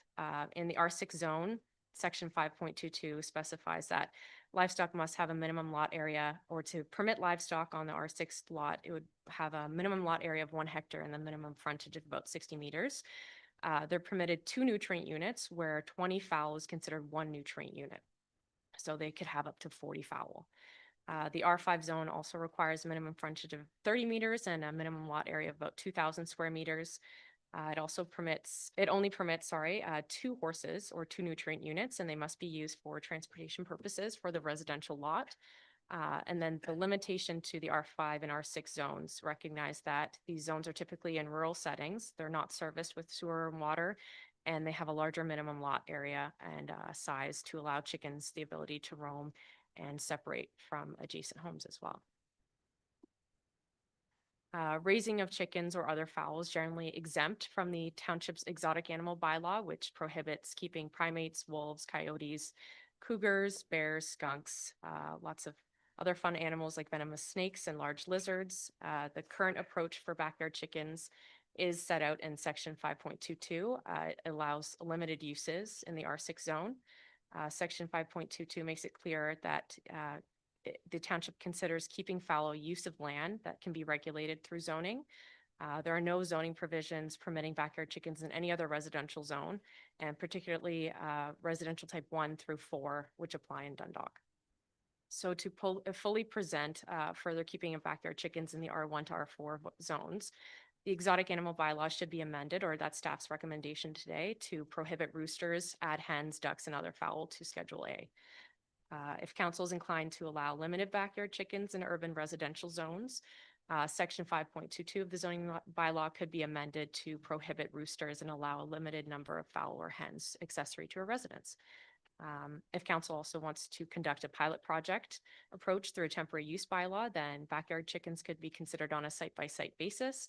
The Planning Act also limits temporary use bylaws to a maximum of 3 years. And then council may extend that temporary use bylaw by increments of 3 years, but once the bylaw expires, the use is no longer permitted and must cease. So staff comparatively reviewed 4 similarly sized municipalities. This included Town of Minto, Town of Grand Valley, Municipality of Meaford, and the Township of Clearview. The analysis was to look at policy implications and potential regulatory measures, implementation and monitoring as well in residential areas within these rural communities. We discovered some common themes. So they limited the number of hens between 4 to 10. They prohibited roosters. They restricted chicks under 4 months. And the requirement of a permit or licensing process, coop enclosure specifications, and then also provided some setback provisions. Each municipality either outlined regulations in their exotic animal bylaw or had a bylaw specific to permitting backyard chickens, or provided housekeeping amendments to permit or restrict in applicable zones. In cases where permitting or licensing was enacted, 3 of 4 of the reviewed municipalities required that an application be completed to acquire a permit.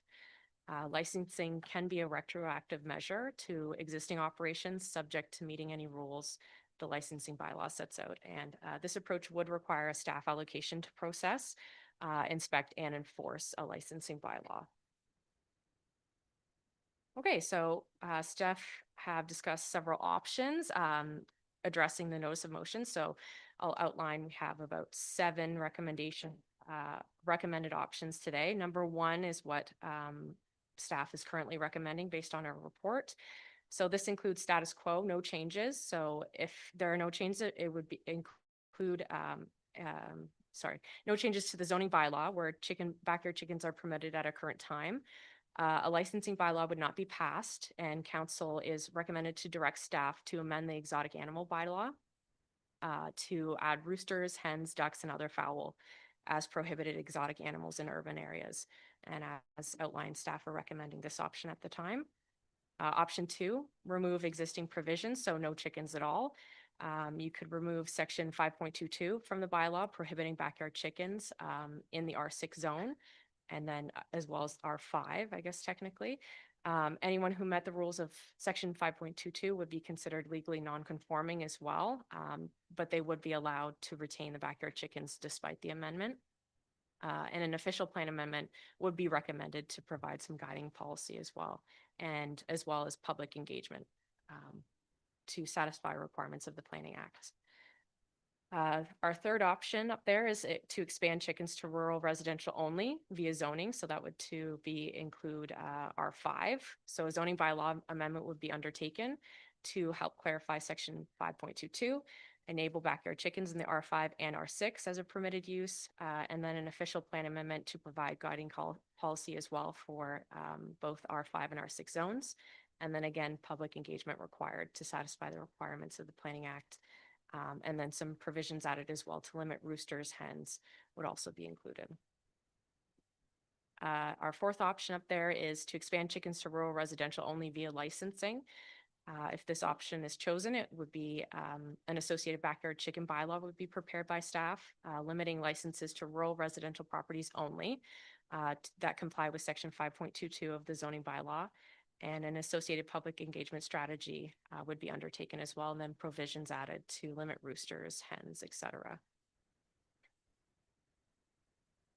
So option 5 is to expand chickens to all residential except apartments via zoning. If this option is chosen, again, a zoning bylaw amendment would be undertaken to enable backyard chickens for most residential zones, except for multi-residential zoning for apartments, which is within R4. An official plan amendment is also recommended for guiding policy, and then public engagement as well to meet those Planning Act requirements. Option 6, to expand chickens to all residential except apartments via licensing.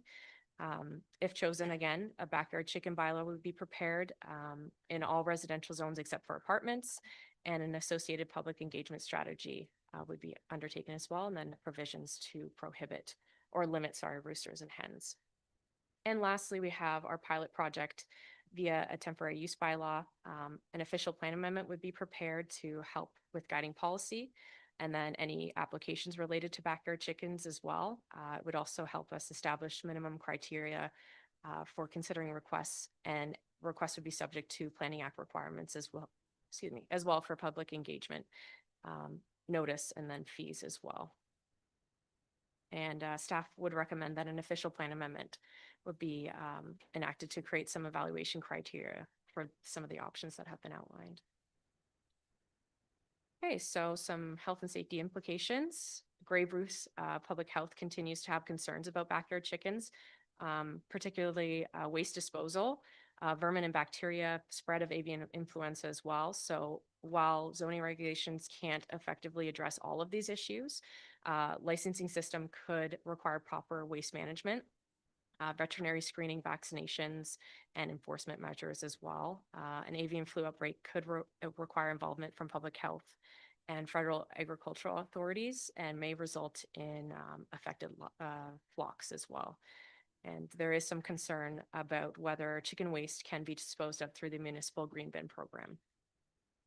Backyard chickens also generally have better health in environments where they have shelter, a chicken run, a large area to graze and move about.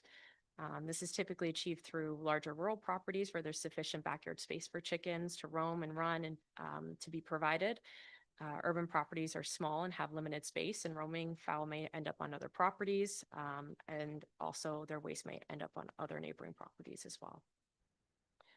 Grey Bruce also noted that there's a potential that if waste materials from backyard chickens isn't properly disposed of or stockpiled, rains may wash bacteria from the waste into township municipal wells, causing contamination. They suggested a buffering area away from township wells established to maintain or minimize their concern. Staff also believe this provides some evidence that an urban approach is not appropriate, given that all of the township municipal wells are located throughout Dundalk, and may such limit areas where backyard chickens could occur on urban parcels. So a zoning-based approach to permitting backyard chickens has several challenges. Zoning regulations are generally not retroactive, meaning existing chicken owners could be grandfathered under non-conforming use provisions if stricter rules are introduced later. The status may end if the property is sold, but it can limit the effectiveness of new regulations. Zoning can also only regulate the location and placement of uses and structures, not operational, such as waste disposal, animal health, or other nuisance concerns. Although roosters could be prohibited through zoning, enforcement is often lengthy and may involve orders or appeals and court proceedings. The township's official plan also contains no policies related to backyard chickens, so it's a recommendation that any of the zoning bylaw amendments be accompanied by an official plan amendment to provide some policy to support in terms of decision making. Under as of right zoning approach, backyard chickens would be permitted wherever the zoning allows, so there's no site-specific public consultation. Once the bylaws are in place, public input could occur only during the official plan and zoning bylaw amendment process. And then future chicken coops or runs would likely not require site plan approval and may be exempt also from building permit requirements due to their size. So if council wishes to test backyard chickens, again, there's a pilot program option. A temporary use bylaw would be required. This would allow backyard chickens up to 3 years, with possible extensions in 3-year increments. And each application would require public notice and allow comments from neighboring properties as well. Staff recommend that this approach also include an official plan amendment, and then applicants may need to support studies or other associated fees. So licensing can be retroactive in application of rules. This means that anyone seeking an application or seeking a license would have to bring their situation up to current rules to obtain a license. If they couldn't do so, the license would not be issued and enforcement would ensue. This could allow the application of requirements for chicken runs and buildings to house chickens and restrictions on roosters. Licensing can allow for quicker enforcement penalties through fines or revoking or permit approvals. And then more serious enforcement actions would be brought through the courts. A licensing system can be created, but will require preparation of a bylaw outlining the licensing approach, rules and requirements as well, and some associated fees would also have to be determined. The licensing system doesn't typically include public engagement for any license application. So one could be created, but there also would be need to outline the appeal process, whereas if there's concerned neighbors with the application, or likewise the resident was appealing a denial, they would have a means to appeal.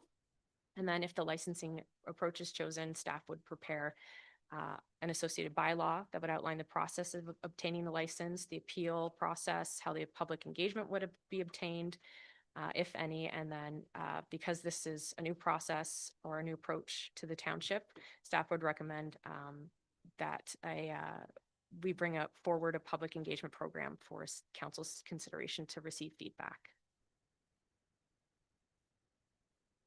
Several comments from a resident asserting certain rights have been expressed. Staff have sought legal advice on what council needs to consider if any new approach or expansion of rules occurs. Some considerations are council is not obligated to accommodate backyard chickens as emotional support pets. There's no legal foundation to this claim, and it's particularly not a consideration with any approach under the Planning Act as well. Council can regulate uses and activities within the township in a manner that council feels that balances the needs of individuals within the overall community. Council also has an obligation with any approach made under the Planning Act to engage the community on expanding or curtailing land use regulations. Anyone subject to enforcement action regarding breach of existing backyard chicken regulations would now see change to their situation until a bylaw change came into full force. Any trial or action to remove unlawful backyard chickens will continue until regulations change as well. If council chooses option 1, which is status quo, there would also be no change. And just a note, council needs to balance interests of individual residents within broader community concerns as well. So if any option other than option 1 is selected, a public meeting is required if any zoning approach in the options presented. So that includes options 2, 3, and 5. This required public meeting is also necessary for a pilot approach for the temporary use bylaw, which is option 7, and would also be necessary as staff are recommending an official plan amendment to accompany these options as well. Staff are recommending to consult some public agencies as well, like OMAFA, Ministry of Environment, Conservation and Parks, and the 2 regulating conservation authorities, including Saugeen and Grand River, to discuss backyard chickens in residential areas in the township and receive some feedback. Staff would also suggest an open house in both Dundalk and Holstein be set up to outline the regulatory approach, depending on the option selected by council. If any approach under the Planning Act is selected, this open house would be in addition to any required public meeting as well.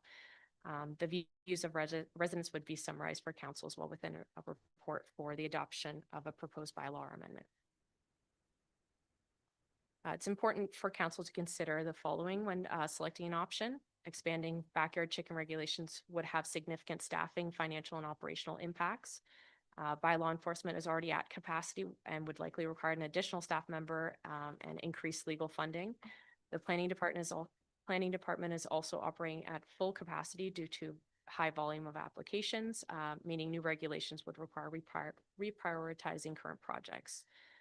Public consultation activities and licensing programs would also create additional costs that aren't included in current budgets and may not be fully recovered through fees. And as well, space limitations at the Hopewell office also restrict the ability to add staff. Depending on the regulatory approach chosen, appeal processes could generate further administrative legal expenses and potentially exceeding current budgets. So staff at this time are recommending no changes to current zoning approach and further work to clarify restrictions of backyard chickens in urban areas via the exotic animal bylaw. If council decides that further work and engagement is needed, council will need to provide direction to the planning team on what projects to set aside and move forward, as there's no capacity available in the team given current application volumes. But council will also be accepting that budget overages for advertising and public engagement will be likely, as this additional work has not been factored into the 2026 budget. Thank you, Victoria. Council? Questions, comments? Martin, please. Number one, the status quo. I think that is the most appropriate way. I've known since I moved up here, there were a few older farmers, obviously not living in urban centers, but they had chickens that what God, you have a sense of humor. That doesn't even look like a chicken, you know, hair and furry feet and all. I don't know what breed it was, but they belonged to associations and they were fine. When you amend the exotic animals, I know it's not really, are you going to look at all the animals? Because when I'm thinking about chickens, I'm also thinking about homing pigeons and carrier pigeons, which are just as dirty as pigeons. So I was wondering if you would amend the whole, have a look at all the animals? Through you, for backyard chicken specifically, I think we were looking at amending it to include roosters, ducks, and fowl. So I don't know if pigeons would be included in fowl, but that's something staff could look at for sure. Well, some would consider them exotic animals. When you look at what's in that bylaw, I never had the time to read it. I do apologize for that. The other thing is just a comment, and with the comments there about predation by other animals. In Vaughan and Toronto, they're having trouble with the coyotes, and that's the city. And we're right out in the country. And so you have any animal that's omnivorous, or they're opportunists. So if you're giving them a free lunch, they'll come and take it. So I'm glad that in rural areas is fine, but in urban areas, it's just we're opening up a can of worms. Not necessarily for them to eat either, but you know, like it could cause other problems. So let's mitigate right now. So I think it's a good idea to status quo. Thank you, Martin. Jim? I would be more apt to go with 7. Even coyotes, they'll go after cats. They'll go after people's dogs. They're small enough. Few chickens in the backyard, properly housed and fenced in. I don't see an issue with it. As for the waste, how many people with their gardens bring in bags of chicken crap to put on their garden. I honestly don't see a big issue with it. You don't have hen or, roosters, I think would be a big issue with a lot of people. But I think you cap the size of how many chickens, could be kept. And yeah, obviously the apartment buildings and that, don't think you want a bunch out on a deck. So I would be more apt to go with 7 as a option. Okay, thank you, Jim. Any other thoughts? Martin? Another comment. This is one of the files that come before us that is actually dealing with a common good. And I think it's in the best interest of everyone not to have chickens in an urban setting. Okay, thank you, Martin. Barb? Thank you, and through you, and thank you, Victoria, for a very thorough report.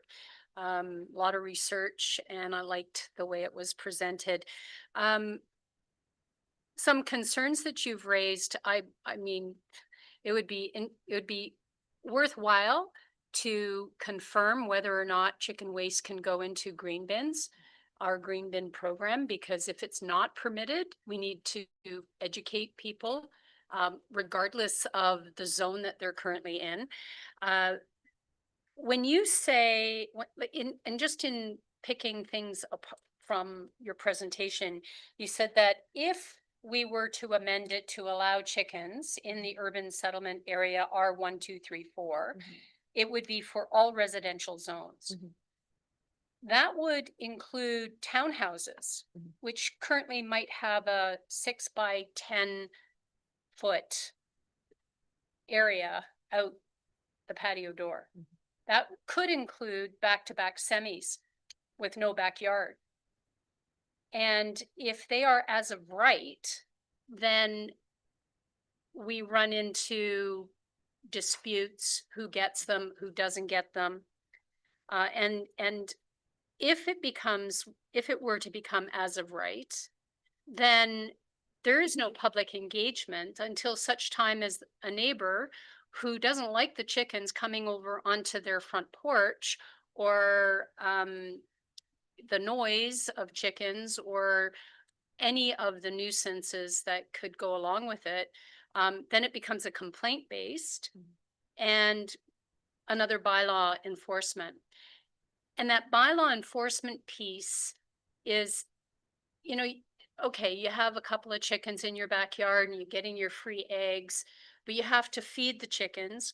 And if we were to go to a pilot program or licensing program, there would be an increase to taxation, because we're going to have to increase our bylaw enforcement for those who are not licensed.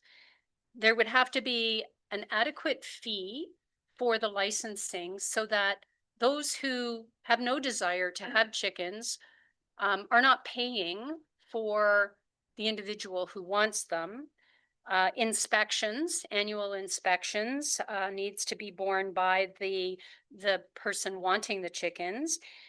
Mandatory annual veterinary care, and I fashion that like our canine control bylaw, whereby the person who wants the chickens has to pay for the chickens.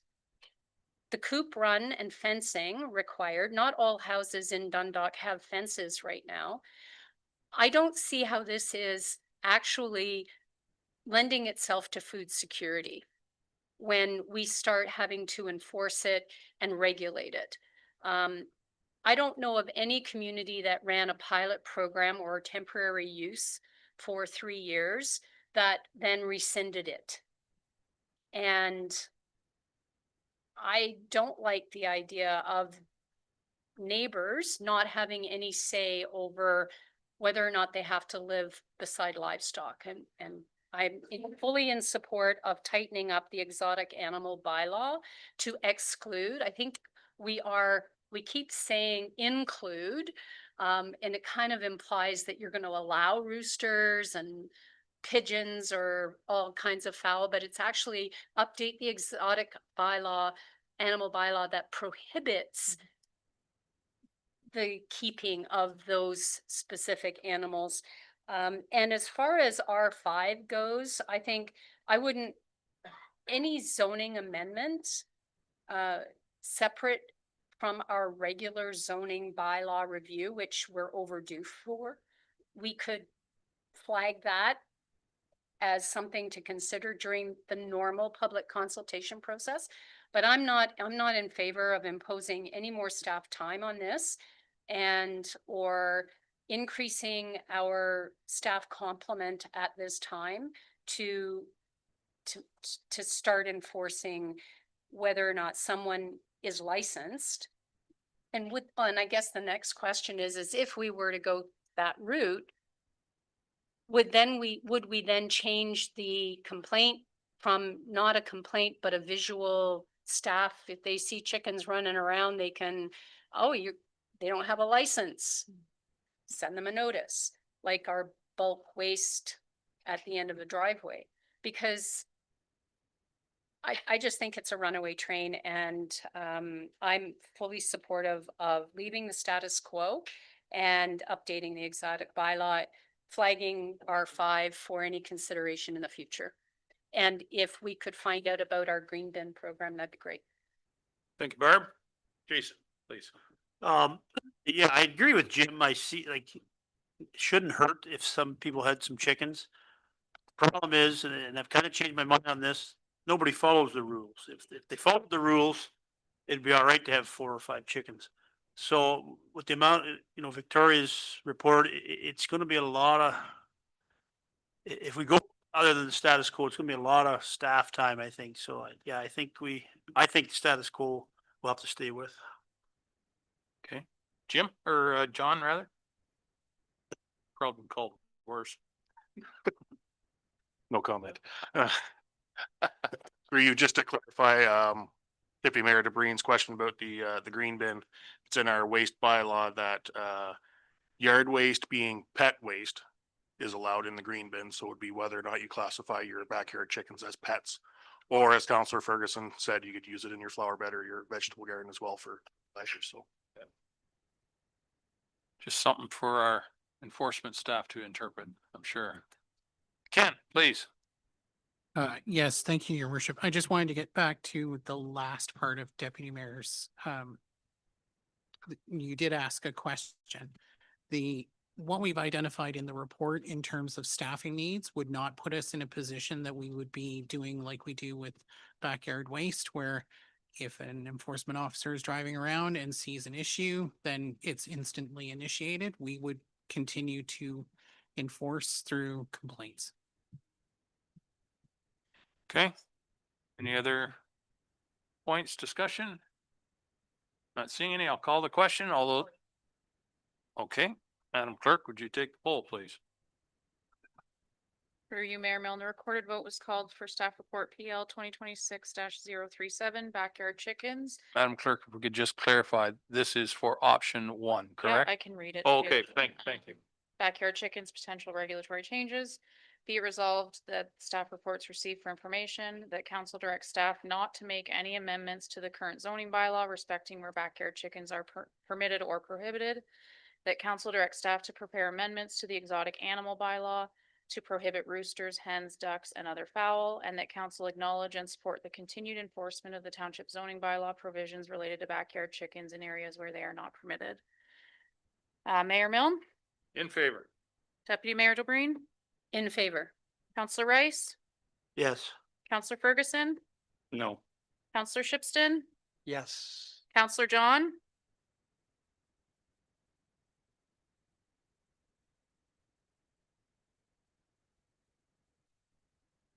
Councillor John, can you hear me? Okay, for the purposes of the vote, Councillor John is absent and Councillor Singh Soares is absent. By a vote of 4-1, that's carried. Very good. Thank you. Thank you, Lindsay. And again, thank you, Victoria, for the report. Okay, moving on to the next report from planning. It's regarding Bill 119, the use of amps or the what does that stand for? Municipal Administrative monetary penalty. Yeah, that too. Regarding I'm the so zoning. sorry, Mayor, I'm sorry. I just could not unmute myself, but that's okay. Sorry. All right, thanks, Joan. It just reduced work. Okay. So we have a report here regarding the zoning bylaw enforcement, or using amps for zoning bylaw enforcement. Someone care to move that, please? Barb will move it. Martin will second. Ken? Yep. Please. Thank you, your worship. I'll keep the presentation brief. Yet another bill coming from the provincial government for mainly focused on public safety. But proposed within that is a change to the Planning Act to introduce the opportunity for the Administrative Monetary Penalty System, or AMP, to be used for the enforcement related to when a use occurs without lawful permission. So, for example, if I was to build a house and I didn't have the right zoning, then if this proceeds and the township has an AMP system, then it could be used instead of going through a much longer zoning bylaw enforcement process. From staff's perspective, we are suggesting comments that support this proposed change, and we're actually very positive with this proposal, and we're suggesting the province actually go further, that they introduce the opportunity for the use of the AMP system for a variety of other zoning bylaw related matters that might come up for enforcement. Because generally speaking, we think this is a better way forward, might be more, might be faster enforcement and seeing results quicker. Potentially a cost savings in terms of the legal side of things. Hard to say, but we can be hopeful. So we have some proposed comments that we've suggested as attachment 1, and I'm happy to receive council's feedback, and if they have any other comments to include, we'll submit them to the province. Thank you, your worship. Thank you, sir. Any comments, questions from council?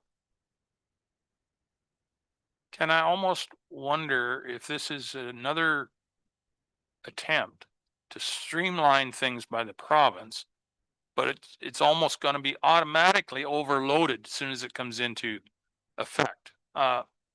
You know, the old Interior Municipal Board, and then they went to, I don't know, 2 or 3 different variations of that, and none of them worked because they were automatically overloaded right off the get-go. Is this going to be, is there a possibility this could suffer the same fate? So through your worship, the starting point to your answer is that currently the township doesn't have an AMPS system. Right. We're working to develop one, and we'll be bringing those bylaws forward once we've gotten everything sort of aligned and we know what the process will look like, what resourcing is needed, et cetera. I think given the limitations of what is proposed right now, I don't anticipate that it's necessarily going to add a significant volume if we suddenly switch to AMPS. The question will be, what's the workload of all the other things that would be under AMPS, and how does this then add on?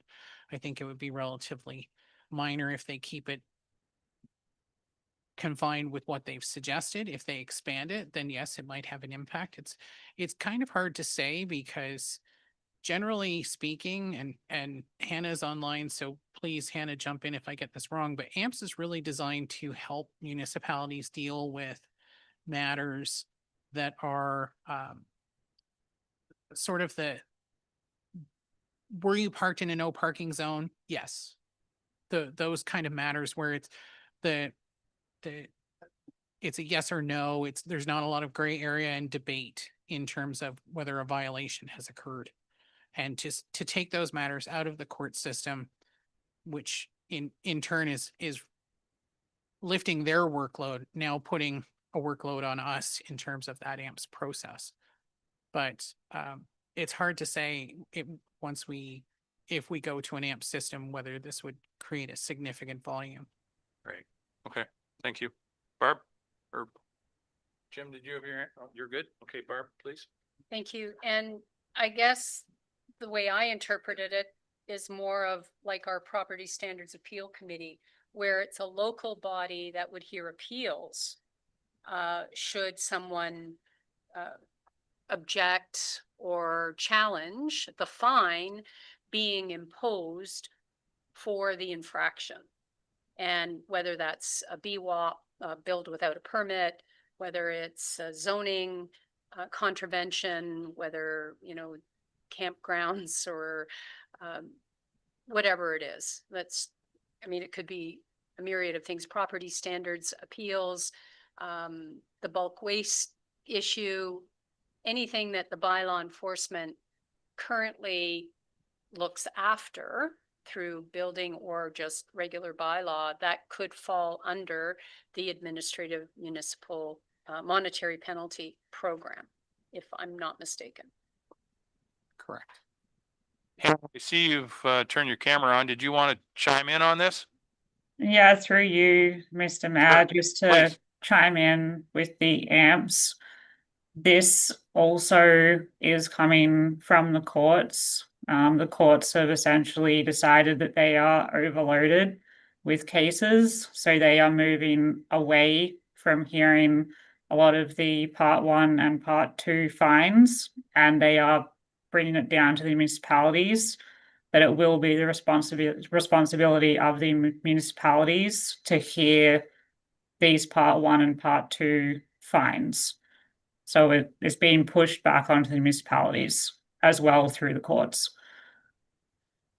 Okay. So nobody said download yet, but that's what it sounds like to me. It's the unspoken. Yeah.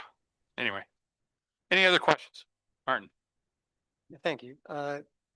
Ken, it says, in hearing the ticket matter is held, all fine revenue that is generated remains with the township, but the costs administering the hearing in case, do you think it'd always be a net zero? Through your worship, I think it's hard to say whether this Depending on- will net out at a net zero or a net positive. My gut is telling me probably not. And the other question, it says the proposed changes would allow the township to set out, an administrative penalty for land uses. The penalty could not be punitive, which I kind of find an oxymoron there, but the penalty could not be punitive in nature, could not exceed an amount reasonably required. What kind of matrix would you use for the fines? Through your worship, I think it's hard to say at this point until we see how they actually write the legislation and associated Ontario regulation, because that's generally where they'll put the, as I like to call it, that's where they'll define the box for which we can then establish. Keep in mind too that when it comes to fines, those end up getting approved by a provincial judge, as I understand it. They go up to a judge to be reviewed. Very good. All right, not seeing any further hands. I'll call the question. All those in favor? That is carried. Thank you, Ken. Moving on to Public Works. Corey's here to give us a report on the Dundalk reserve capacity for 2026. So someone care to move that, please? Jim, seconded by Martin. Corey, welcome. Well, thank you. You've been most patient over there. Thank you, Mr. Mayor, members of council, and through you, just here to present the 2026 reserve capacity report that was completed by Triton. The report indicates that there's 25 units were occupied in 2025, and that leaves 615 water units, 346 wastewater units that are uncommitted. The report also touches on the available storage, which does support the committed developments, and touches on the wastewater treatment expansion project to begin hopefully in 2026. And it does also touch on the extraneous flows, which I've mentioned in previous meetings about the I&I issues. So it does touch on that as well. I also have Dustin Lytle here virtually to help answer any questions from council. Very good. Thank you, Corey. Hey, Dustin, good to see you. Do you want to add anything before we go to questions? Nope, I have nothing to add. No, good to see All everybody. right. Yep. Any questions from council? Barb? Thank you. And through you, thanks, Corey. I have a question, and maybe it's for Dustin. How are infill lots, all these additional residential units where we've had, on occasion, we've had a couple of lots where they have gone from a single family dwelling to 4 back-to-back townhouses, or back-to-back semis, where you increase the number of units per lot and the fact that we allow as of right additional up to two as additional residential units in an urban settlement area, how are those accounted for in the water capacity? And my part two to the question, Mr. Mayor, is when you say, Corey, we have currently the 615 ERUs for water and 346 ERUs, that's over and above what's already been assigned. So we're in pretty good shape for future development over the next little while. Yeah, I'll let Dustin answer your first question, but your second point, you're correct that we are in good shape for the next 3 to 4 to 5 years. Dustin? Yeah, so the infill lots are allocated 5 units a year. And so that does allow for some intensification, if you will. The key component about when an additional house, has some more units put on that single piece of property, it's not as stark increase in the water demand or the sewage flow, just because there's likely not as a full family living in that unit. But then when we do look at a proposed development, any proposed development that comes across within the service area, I will look at it. And sort of we do have that discussion on whether or not it should be given an allocation. But typically the infills are not required. And we set aside, like I said, the 5 units a year for those infill lots. I hope that answers your question. Yep, go ahead, Barb. Thank you. More or less, when we're talking about population and they use a 2.6 persons per household as an estimate on what our population growth is being targeted as, 2.6 seems to me fairly low for in your definition of what is a full family, moving into an additional residential unit, because if your parents move into an additional residential unit, there's 2 people, another half a person flushing the toilet. But I guess when I don't recall us assigning water and wastewater capacity when the proposal came forward for the lot I'm going to use that has frontage on 2 streets, and they increased from a single family dwelling to 2 semis, or where they took 2 single family dwellings, merged a lot and put 4 back-to-backs. So that's 8 units. So I was curious as to when does that get flagged as perhaps we should be assigning capacity for these developments? Because at some point, if the development doesn't move forward, we can actually pull it back after 3 years. This may be something that's a little bit out of my depth, just in planning. I'm not sure if maybe Ken and I and Bill should take this back and sort of talk about when we do flag that something requires allocation. But as it has been so far, it hasn't prompted that, but that's something that could happen. And so, to your point. Corey or Ken? Ken, you want to go? Maybe I'll jump in and then Corey can after. From the recent changes to the Planning Act, particularly for additional residential units, but also for site planning, we need to recognize that not every development is going to come in for a site plan. So anything under 10 units doesn't need a site plan approval. So it may not be subject to an allocation as a result. Particularly additional residential units, if my memory of the Planning Act change was, or even the changes in the provincial policy statement, ARUs were not to be counted in your allocation calculations. So it does create a bit of a challenge for looking at the available allocation that is available. There is a bit of a bright side to things in terms of we now have the use it or lose it capability, which means that if we've assigned an allocation and then someone after a significant period of time doesn't use it, we have the ability to take that back. So there is some give and take there, but we do have some inability because of the Planning Act and the limits of site planning to be able to do that. We could look at a community planning permitting system, which which would require any number of units come forward. I would suggest if we went down that road, we'd still exempt certain, like a single detached dwelling, for instance. But that would be a much bigger examination. We'd need the resources to go down that road. Okay, Corey, yeah. Yeah, thank you. And through you, Mr. Mayor, that's just a good point and good observation that we are seeing that on all these infill lots, we're not seeing individual houses being built anymore. It's usually a duplex or something even more. So it's something to consider moving forward. I think the 5 infill lots has just been a average number used over the years, but maybe needs adjusted.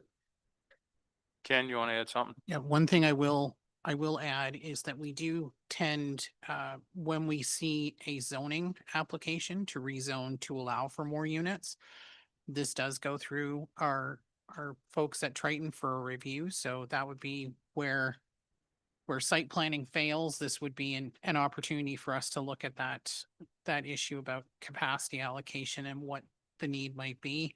Because through the zoning bylaw, we can then place a hold and put conditions on that hold as well. And we have done so previously in certain circumstances. Very good. Okay, not seeing any further. Oh, Martin, go ahead. Yep, thank you, Brian. Corey, Barb asked the question and you answered that the uncommitted, we're good for 3 years, 4 years. So when you're looking at allocated units, Southgate Renewables, that was the only commercial. With all those ERUs that we're going to be having, do you keep an amount back for commercial in the eco park? And is that information something that Drenna could use? If there's a company that comes in and say, we want this, how much water can we have? I personally don't keep track. It would just be reverting back to this report if someone applies for. But we have a lot. Yeah, with the current development coming and what developers have told us their projected views are for the next 3 years, that's where we're saying we're in good shape. Okay, thank you. Ken? Just one quick thing to add, thanks to Bill. Servicing capacity bylaw only applies to 5 units and up.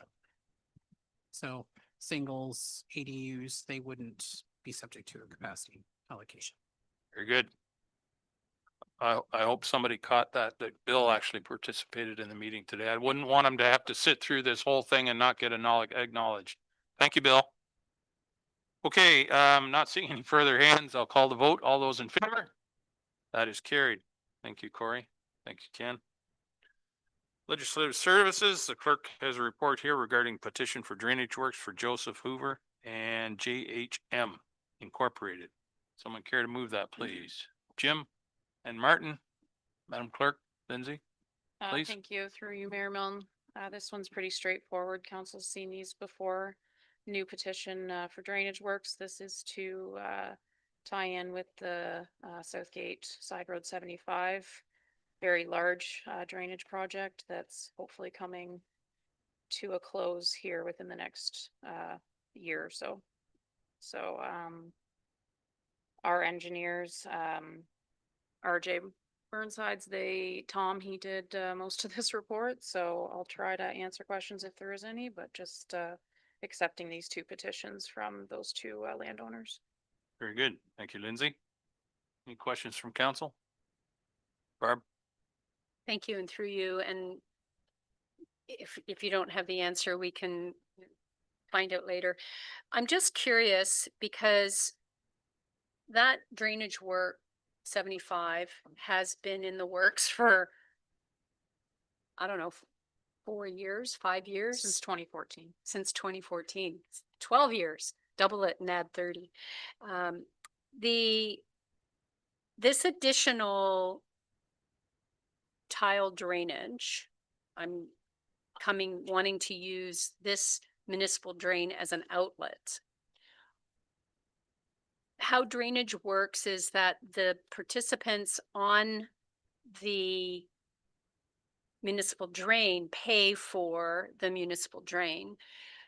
Will this increase the cost to those who are already participants in the municipal drain, or will they be weighted higher? John's getting poised. John Watson. He sees my look that I have no idea. I'm just wondering if, because of the amount, like, is it factored in the amount of outletting to the municipal drain that they carry a higher weight of the cost of the municipal drain? John, please. Through you. So this is a petition to add a branch to the municipal drain. So they will be paying for what they can add to. It's a whole new branch to the drain. It's not just tiling their farm and dumping into the municipal drain. It's adding a branch to the proposed. So they would be assessed at their amount and we'll have to contribute that to the whole project. Yeah. Will this petition slow the process to finalizing municipal drain 75? It shouldn't. It's to Because the it's point only where been it's- 12 years. Yeah, no, and it's small enough that it really shouldn't affect the process at this point. Okay, any further? Oh, Martin, go ahead. Yeah, I'm just looking at that map, John. C drain and it's closed. Is this the kind of drain that has the concrete culverts so they can still farm over top? It's not just, as you said, a tile. Yeah, no, so it'll be buried concrete tiles. There'll still be a swale on top to allow Yeah. for surface water to run, but yeah. Okay, that's the only thing. Yeah, thank you. Okay, any further? Call the question. All those in favor? That is carried. Thank you, Lindsay. Thank you, John. We don't have any notices of motion unless somebody speaks up. Nope. Consent agenda, you see there's 2 items there, the TAPS, and the Waste Resources Diversion Department. Something like that, and the TORC annual report. Is there any requirement for any of those reports to be removed for further discussion or direction? Not seeing any, so motion is, be it resolved, the council received the consent agenda dated today for information. Barb will move. Martin will second. All those in favor? That is carried. General announcements. Does anybody have anything they'd wish to share? Barb. I'll go. Thank you, through you. And I just, since this is our last meeting for June, it is, I just wanted to share that the Egremont Optimists will be holding their annual car show and fireworks at dusk in the Holstein Jubilee Park. The car show probably is 10 till 4. There's going to be a barbecue. There are activities. I think there's going to be a dog agility demonstration. So lots of things to do in Holstein on Canada Day, as well as the Canada Day Connects for Southgate is going to be held at the McIntyre Building on July 1st from 2:30 to 6 p.m. There is a free swim. There is Learn to Lawn Bowl. There will be entertainment and a free dinner. Pre-registration is required so that the organizers can accommodate the number of people as far as food. Very good. Thank you for that. Anyone else have anything? Martin, go ahead, please. Yeah, this is a little bit before the time, but the blood donor clinic on July 18th on the Saturday is being moved to Shelburne. And that's mainly because of construction. So there'll be announcements for that, but I just want to say thank you for John, because I thought about it the night before on a Sunday, and I met John in his office and he talked to the construction company and looked at it, and within a day and a half, the people higher up in Barrie pretty well got on the ball, and John talked to them the very same day. So, that helping hand all around. So look forward to announcements there. So thanks, John. Very good. Anyone else? Okay. Bylaws, we have one bylaw. Does anyone wish that to be removed for discussion? I think we had a pretty good discussion. Okay, the motion is be it resolved, the following bylaws dated June 17th of 2026 be read a first, second, and third time. Finally passed, signed by the mayor and the clerk, and sealed with the seal of the corporation, and entered into the bylaw book. And that bylaw is the authorization to purchase 5 Keppel Street in Dundalk. Someone care to move that, please? Jim, second by Martin. All those in favor? That is carried. We have no closed meeting today.